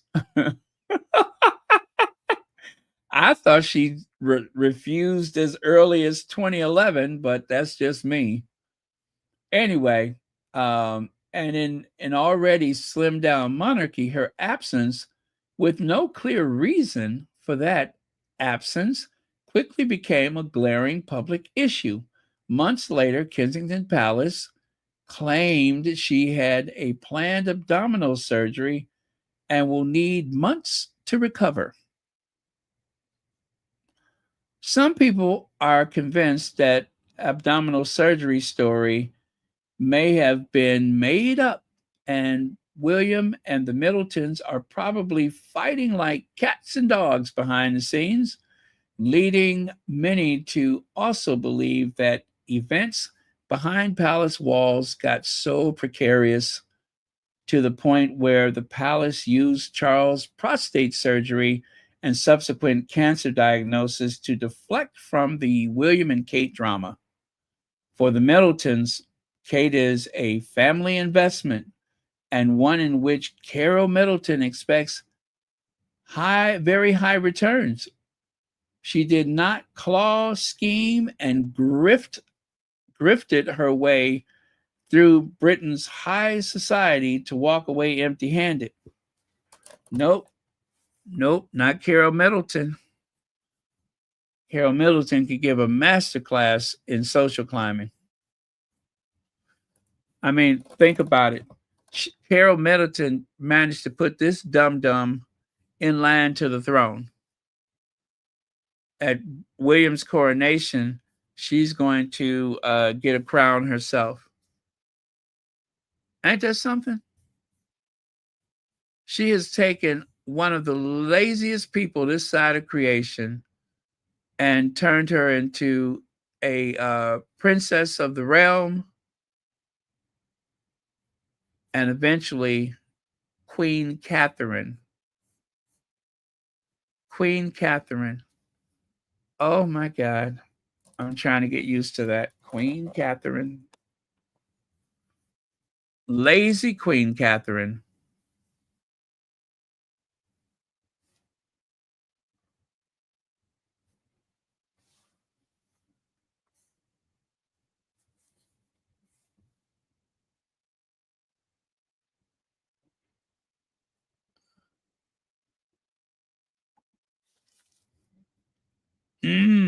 Mm-hmm.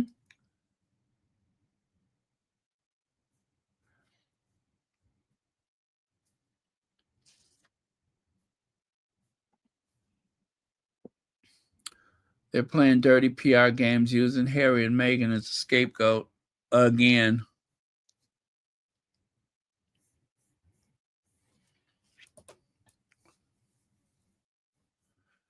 For the Middletons, Kate is a family investment and one in which Carol Middleton expects a very high return. She did not claw scheme and grifted her way through Britain's high society to walk away empty-handed. So the notion of William thinking of pulling the rug from underneath them is unthinkable to this lot, and makes it easy to imagine that while the public thinks Kate is quietly recuperating at home, in reality is all-out war going down, with the Middleton clan allegedly using this recovery time to make new demands, renegotiate agreements, and possibly engaging in outright blackmail, threatening to bring down the House of Windsor to its knees. Truth is, Kate is married to a man who is extremely prideful and superficial and value titles and social status above all. Given a choice, he would more likely choose a wife with aristocratic background over a rich commoner. In his defense, one could argue that the Middletons may have pulled a bait and switch on the Windsors, presenting themselves to be so wealthy that William could overlook Kate's common status. Not hard to imagine. Along with alleged infidelities, the erosion in the Cambridge marriage may have had something to do with William's alleged discovery that Kate Middleton could possibly be grifting and were not exactly as rich as they pretended to be. Furthermore, it was suspected that Uncle Gary's alleged Mary Jane business and not the family party store has been keeping the Middletons financially afloat, allowing the clan to pull off one of the mother of all long cons. Many believe the moment the Middletons asked William to help them purchase that house, that suspicion must have been confirmed. Allegedly, he and the House of Windsor have been scammed, bamboozled. No question, discoveries like these would be enough for anyone to harbor resentment. So William, growing resentments toward his wife, must have only compounded later as he watched his younger brother marry not just a beautiful woman, but a highly educated, intelligent, self-made millionaire. All the while he, the future king, is saddled with a former party store cashier and a part-time yacht girl who allegedly used to run around with friends like, you know, I don't want to say his name, J.E. Yeah, J.E. The one who somehow was unable to walk out of the federal jail in New York, never made it to court. That guy. And in this article, guess what? They got a picture of Kate and Sir Richard Branson. They have a picture of Kate and Sir Richard Branson. You know, Virgin Airways, that Richard Branson. Oh, interesting, huh? Oh, well. So here we are. Photogate or Kategate, where it appears Kate allegedly refused to sit for this year's Mother Day photo shoot, and the palace later got caught red-handed trying to deceive reputable news organizations with this photoshopped photo. One so poorly done, Associated Press, Reuters, and Agence France Presse, the AFP, had to issue a kill notification branding KP an untrustworthy source. And they got a picture of the Franken photo here. Nonetheless, to say the backlash has been swift, the House of Windsor has literally become a global laughingstock. And the same people in the British media who were and still are hounding Meghan Markle are now asking to lay off Kate? Really? Lay off Kate? Now, just as a reminder, this article is from 2024. So, this is an old article which covers that period of time of where's Kate Middleton. Unlike Princess Diana, who had to battle the Windsor propaganda machinery all on her own, Kate Middleton has the Middleton clan and a mother who has invested much into her daughter's marriage and have integrated herself with sections of the British media, often using them as her own personal mouthpiece. It's been interesting to see so many in British media acting shocked that more people are not empathizing with Kate. On Twitter, hashtag Kate Middleton is a liar, Kate Middleton exposed are daily trending topics. Truth is, some people will tell you Kate is finally getting her comeuppance. They don't see Kate Middleton as an innocent victim in all of this, as they believe she had a front row seat to all the scheming William did against his own brother and sister-in-law and cheered him on as he did so. Plus, we won't soon forget when Kate Middleton made up and leaked that Meghan made Kate cry story and simply stayed silent and watched as her friends in tabloid media excoriated Meghan, which left many people asking how a woman who claims to be an early childhood development advocate as well as a mental health advocate could do something so egregious to another woman and to one who was heavily pregnant at that. Timing for William is imperative.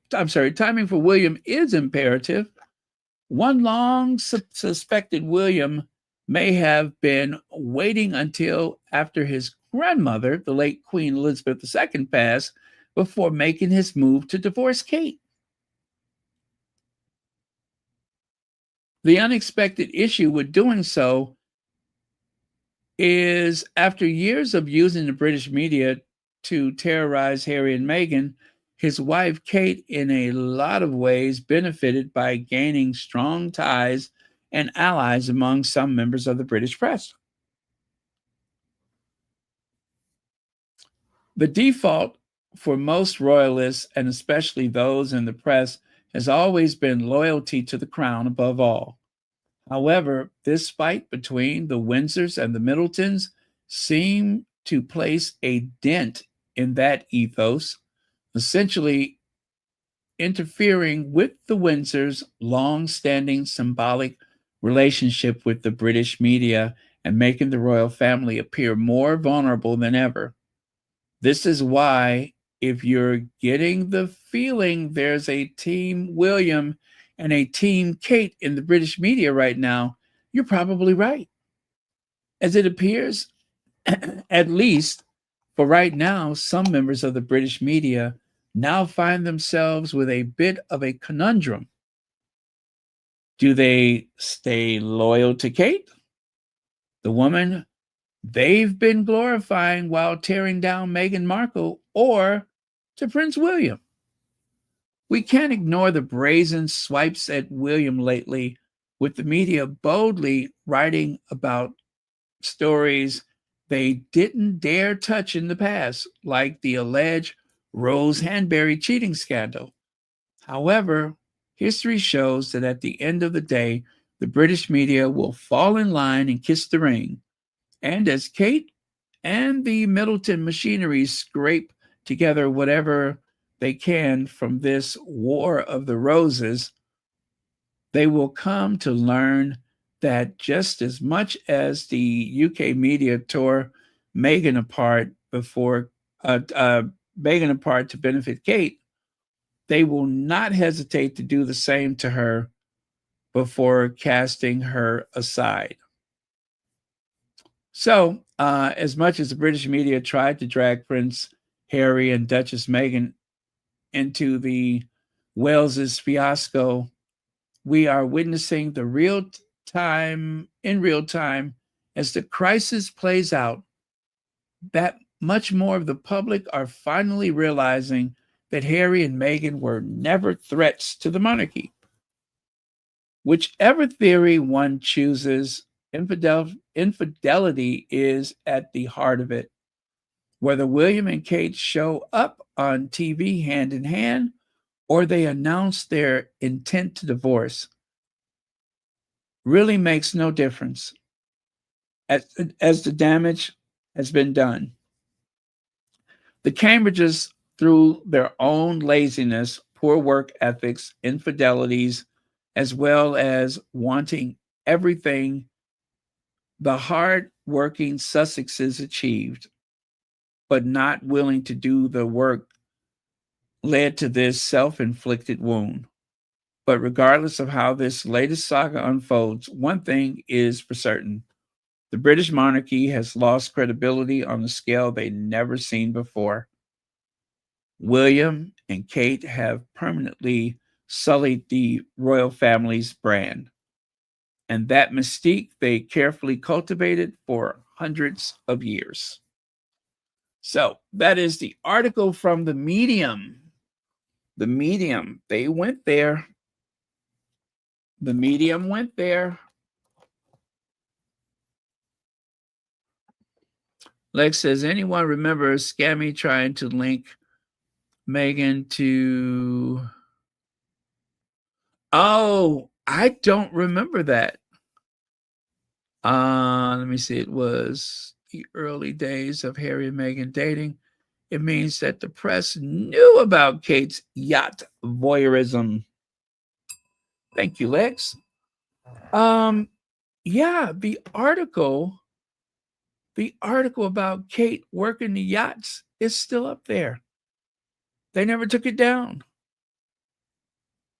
It clearly states that Kate spent the summer working on the yacht.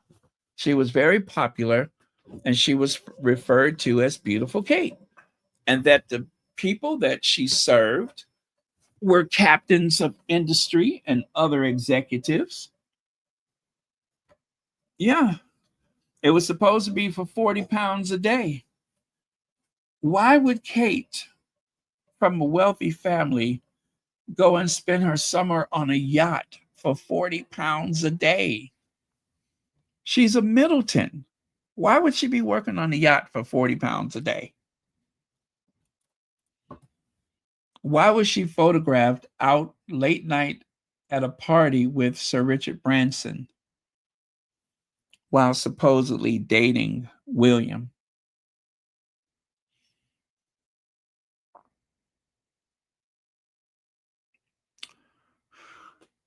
None of that makes any sense.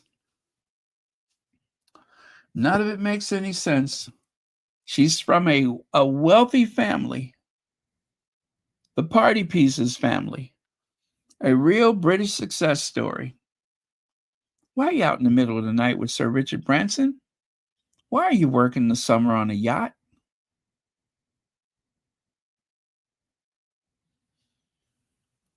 These are the questions that royal fans want to know. I want to know. I want to know what Kate is. I want you to show me. I want to feel where Kate is. And I know you can show me. Yes, I want to know where Kate is.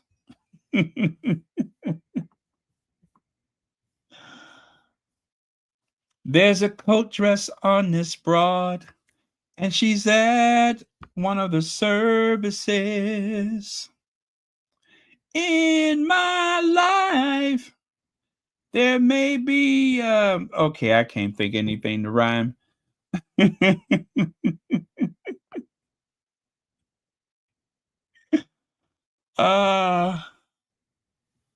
I can't think of anything to rhyme.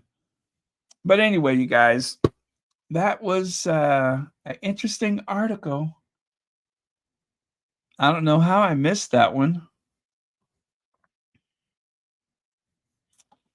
Right? You know what? I'm going to share it on my Twitter right now.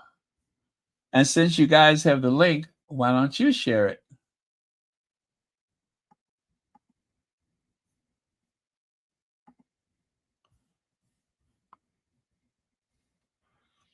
Yeah, since you have the link, go ahead and share it.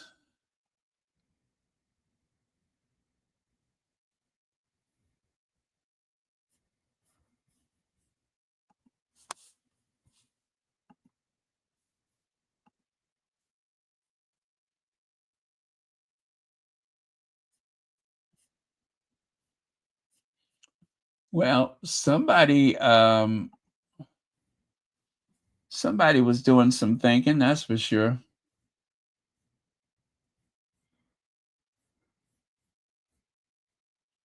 The war between the Windsors. The Windsors at war.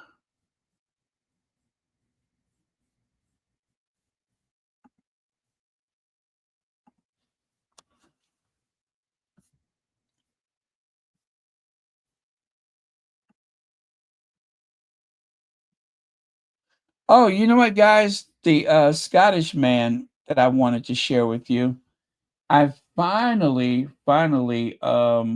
worked that out. However, it's so late, I'll share it with you tomorrow. At least I'll try to remember to do that.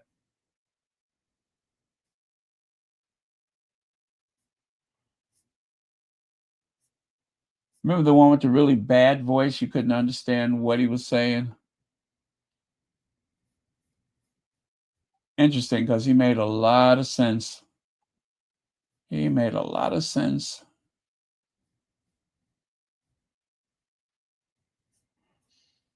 In my life, there may be heartache and pain, and I don't know if I can take it again. Can't go far. I'm trying too hard. Love this lonely heart. Help me, somebody. I want to know what love is. I want you to know. Okay, show me to know me. Okay, I'm multitasking, you guys. Pay no attention to me. Well, there does not seem to be any other images of the Duke of Sussex, but oh no, that's not it.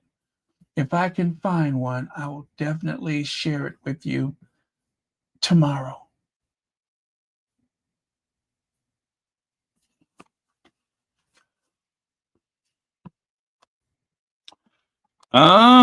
Did you see that ugly outfit she had on that night? She had on one of her mama's outfits. It was so sad. Poor Kate never really had any clothes.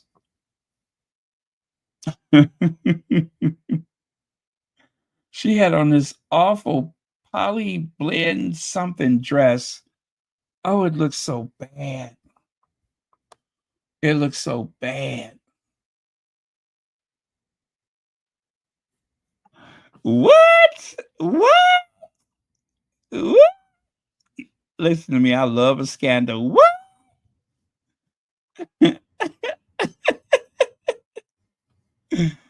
Ooh. Oh, she had that ugly, fiendish looking dress on that night she was out with Sir Richard Branson. I mean, that dress was so ugly it made her look old.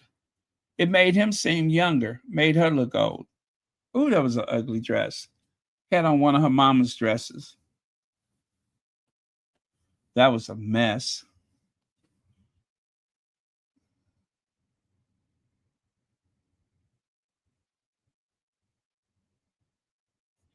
No, I didn't, but I'm glad to hear that.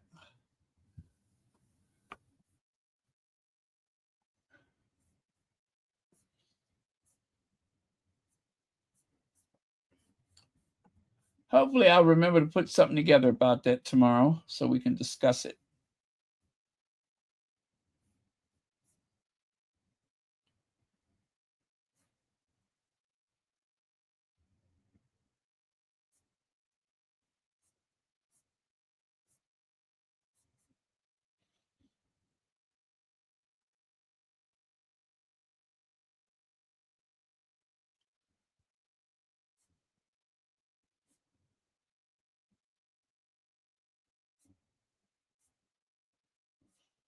Now, what was I talking about? Oh, yeah, that was just the ugliest dress she had on. Let me see if I can find a picture of it.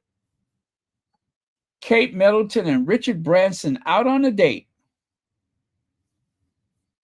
Yeah, if you Google that, it comes up. Ooh, she had on an ugly dress. Wait till you see it, you guys. Wait till you see it. Oh my God, it's just so ugly. Who does that? And she just smiling because she thinks she cute. She just smiling because she thinks she cute.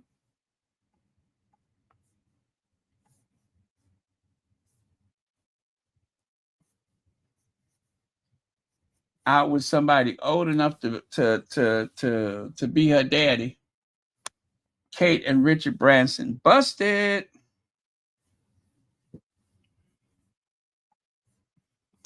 It's so ugly. God, wait till you see this dress. Just wait for it. This dress is a nightmare. As a matter of fact, if you haven't slept yet, maybe you shouldn't look directly at it because it's just so ugly. It's so pitiful. Look at that. How pitiful is that? It seemed like it's something that would have been cute if like a girl put it on or something. But you know, that's not a woman. That's Kate Middleton. That's like a hybrid. Wait, check this out. Oh, you couldn't tell her she wasn't causing it that night. Look at there. She just smiling in that hideous skirt.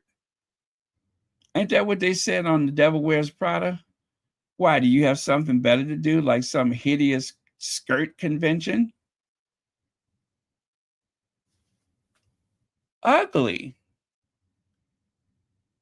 And even if the clothes themselves aren't bad, by the time Kate put it on, it just starts looking cheap. Anything she wears just looks instantly cheap when she puts it on.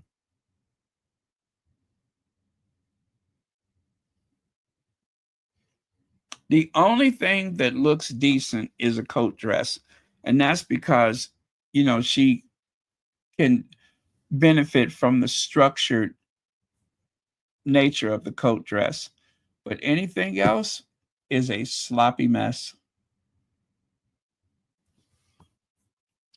Out with Sir Richard Branson. I'm telling you guys, the article is still there.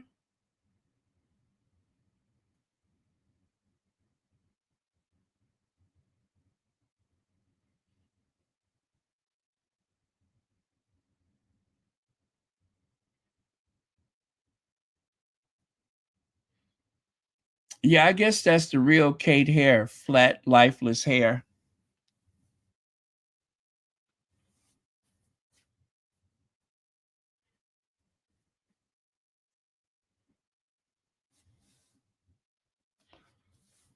Yeah, that's pretty bad though.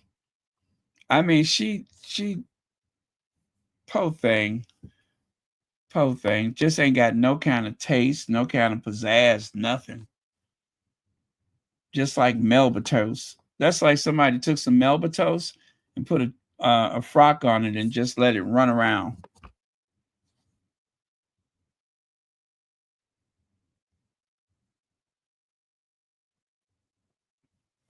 Yeah. I'm telling you, it looked like something her mama would wear. That's somebody's mama's outfit.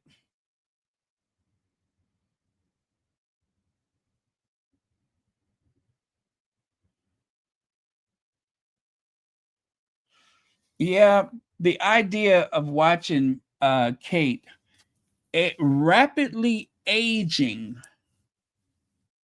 next to Meghan, they have dodged it this time. They have really dodged it, because that would have been a disaster for Kate Middleton to be next to Meghan, who's getting younger by the minute, and Kate is rapidly aging.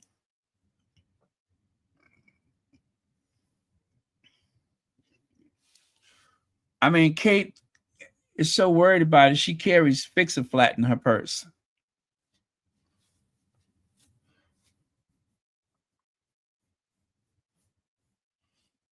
You think she cut them bangs herself? Huh? You think she cut them bangs herself? I bet you she did. I can tell when somebody did their own bangs because they look more like a pow. If your bangs look like a pow, oh, I'm sorry, in Britain y'all call it fringe. You think she cut that fringe herself?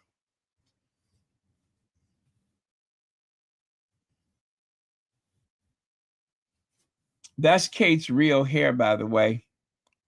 That's Kate's real hair. That stuff y'all see on TV, that's make believe. But that's the real Kate hair right there. Would the real Kate's hair please stand up or lay down or do something? See, that's why that lady couldn't stop looking at it. She had never seen anything like it. This lady had clocked Kate's hair.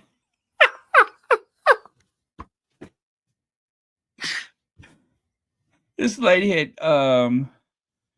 had clocked Kate's hair. As soon as she saw her, she just like, that don't make no damn sense. She know that ain't her hair. Why is she out here playing? That is not her hair. I still say that's not her hair. Nobody hair looks like that.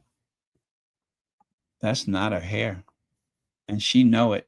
And she know I know it's not her hair. Yeah, that's not her hair. That's something, but it's not her hair.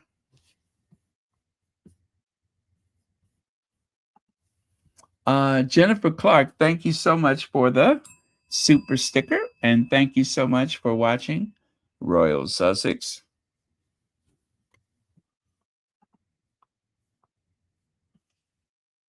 I mean, look at her eyes. That lady back there saying, now she know damn well that ain't her hair. I don't know who hair it is, but she got about 3 or 4 colors in her hair that look really jacked up. Yeah, see how, and she's right now, that woman is looking at the front of her head, clocking how dark the front is and how light the back is.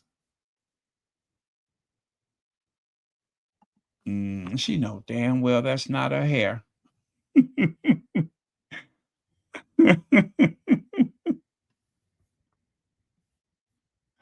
She played too much. That's not her hair. She played too much. I could see it. I could see the clips. I can see the extensions. That's not her hair. I'm gonna call the hair police. Yeah, as soon as I get home, I'm calling the hair police because that's not her hair. She's a fraud. I've worked in a salon before and I know real hair when I see it. And that is not her hair. As soon as I get home, I'm going to call. Police! Police! Police! Help! Police! Help! Police! Help! Help! Police! Help! Yep. As soon as she gets home, she intends to call the Met Police about that hair.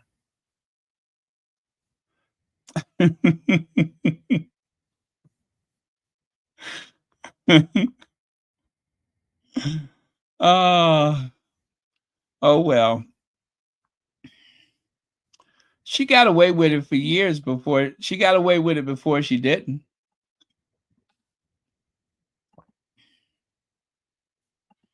See how different it is there? Flat, lifeless, thin.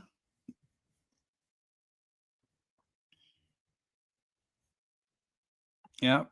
Anybody could see that that's not her hair.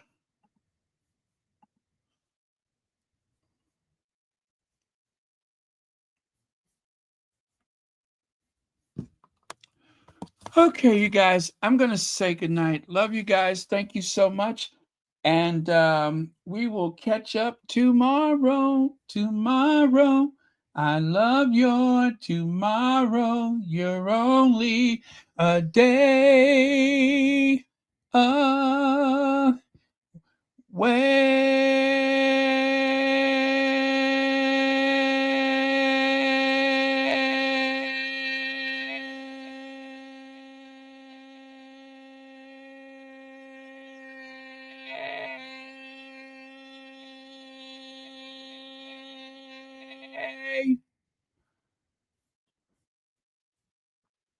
We're taking a trip tomorrow.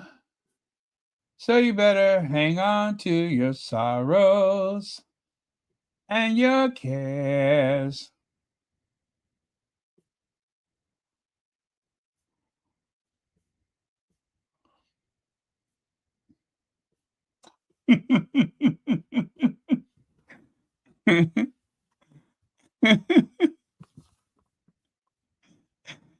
You know what I was thinking about today?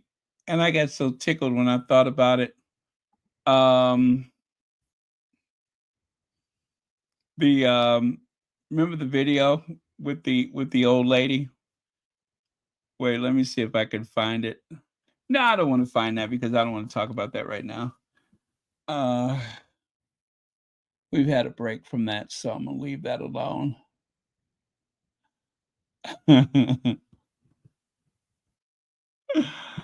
uh, oh, what's that? Prince and princesses. The princesses and the princes need to have Aryan traits. None of the kids have blue eyes or green eyes and have brown eyes. They want them to be blue and blonde, yet Meghan's kids are the redheads with Lily has blue eyes. Yeah, I think the Middletons. Well, Kate is not exactly the English Rose that she pretends to be. Yeah, she's not exactly the English Rose she pretends to be. But then again, everybody knows that the Middletons have a storied background. That's all I could say. Is that they're not exactly what they appear to be, especially on her mama's side. That's the where the interesting background comes from. Yes, the Goldsmith side of the family. Yes, the Goldsmith side, or at least that's what they call themselves now, the Goldsmiths. Yep, not the blacksmiths, the Goldsmiths. Or who knows? They might have some blacksmiths in there too.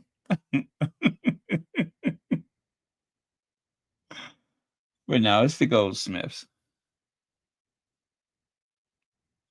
So interesting. It's almost like they are observing the wrong holidays, right?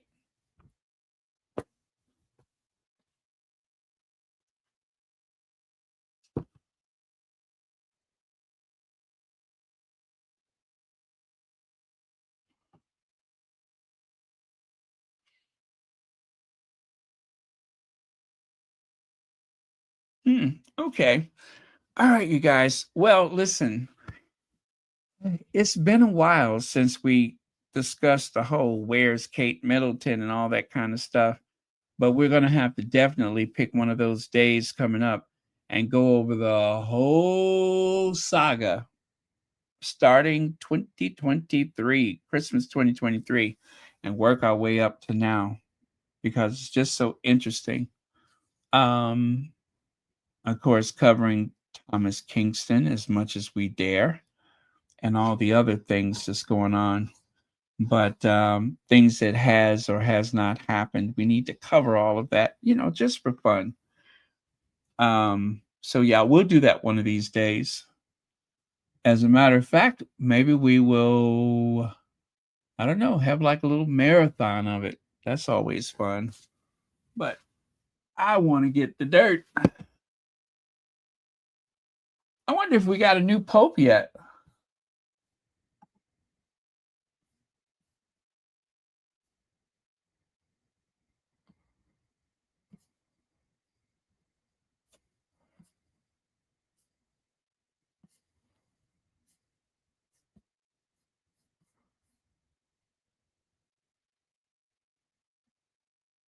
Five Indian jet fighters shot down as Islamabad vows to retaliate for airstrikes and condemns act of war.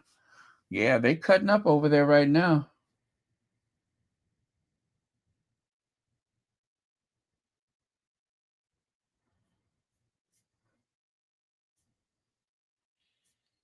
Yep, they are cutting up.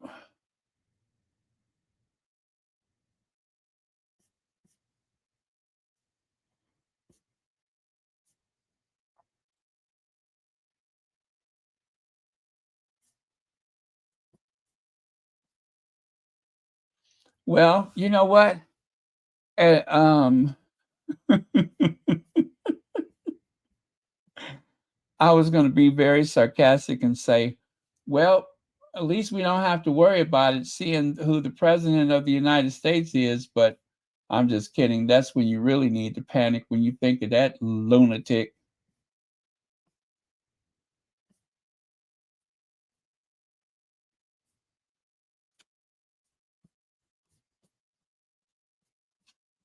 He's so dumb, he can't even get into the Trilateral Commission.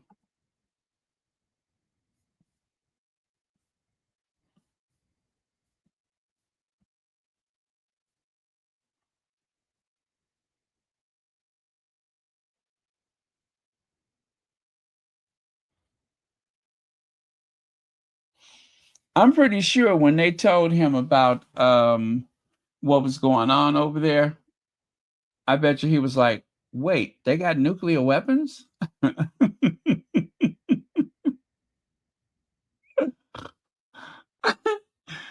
I thought we were the only ones.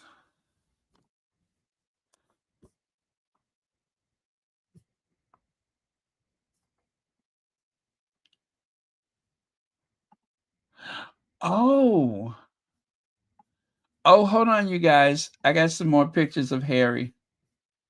At least one, two. Yeah, two.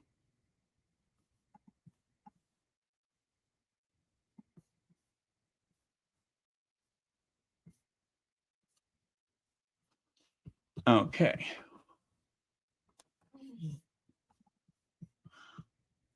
I think these come from the Diana Award website or whatever it is. But yeah, these come directly from the Diana Awards. So give me just a second. I will share those with you.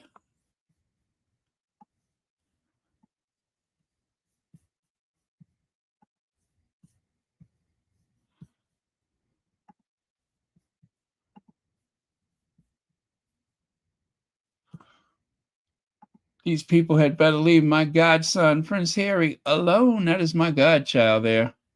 They're messing with.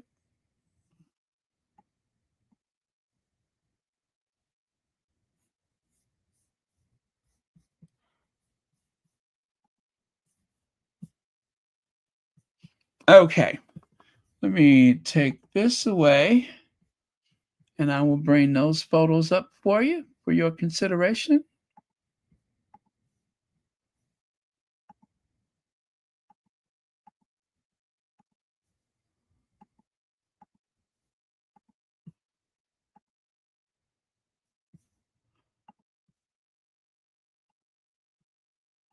Okay, there's one.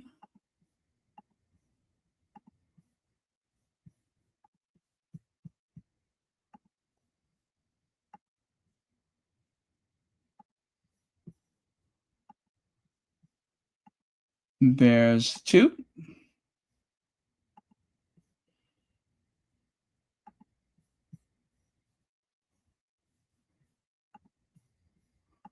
And number three. There you go. Look at them shoes. I tell you, that soldier still knows how to polish them shoes.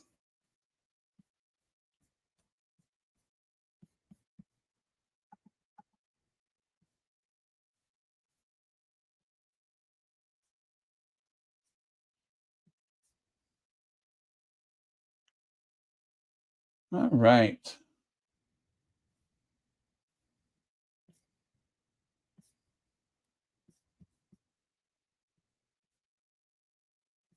So there's this one and this one and that one. Okay.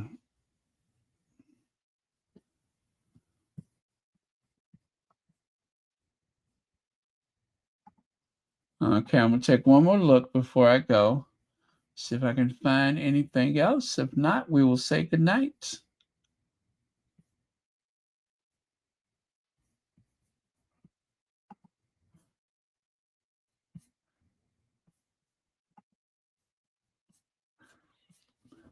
What was I talking about the other day when I was singing Let It Flow?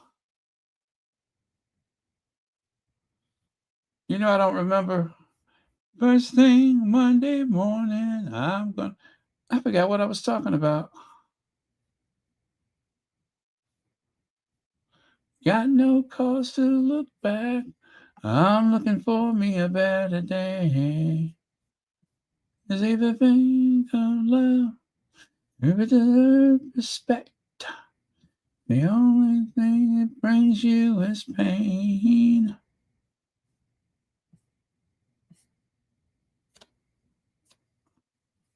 Let it flow. Let it flow, let it flow, let it fly. And everything's gonna work all right, you know. Woo! Okay. I know, I love that song. I forgot what I was talking about. I was saying something about somebody needs to let go of something.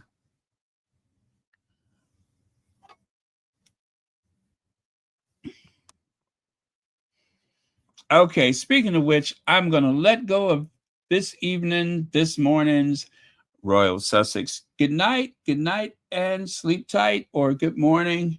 Hope you have a very productive day, whichever comes first. Okay, see y'all.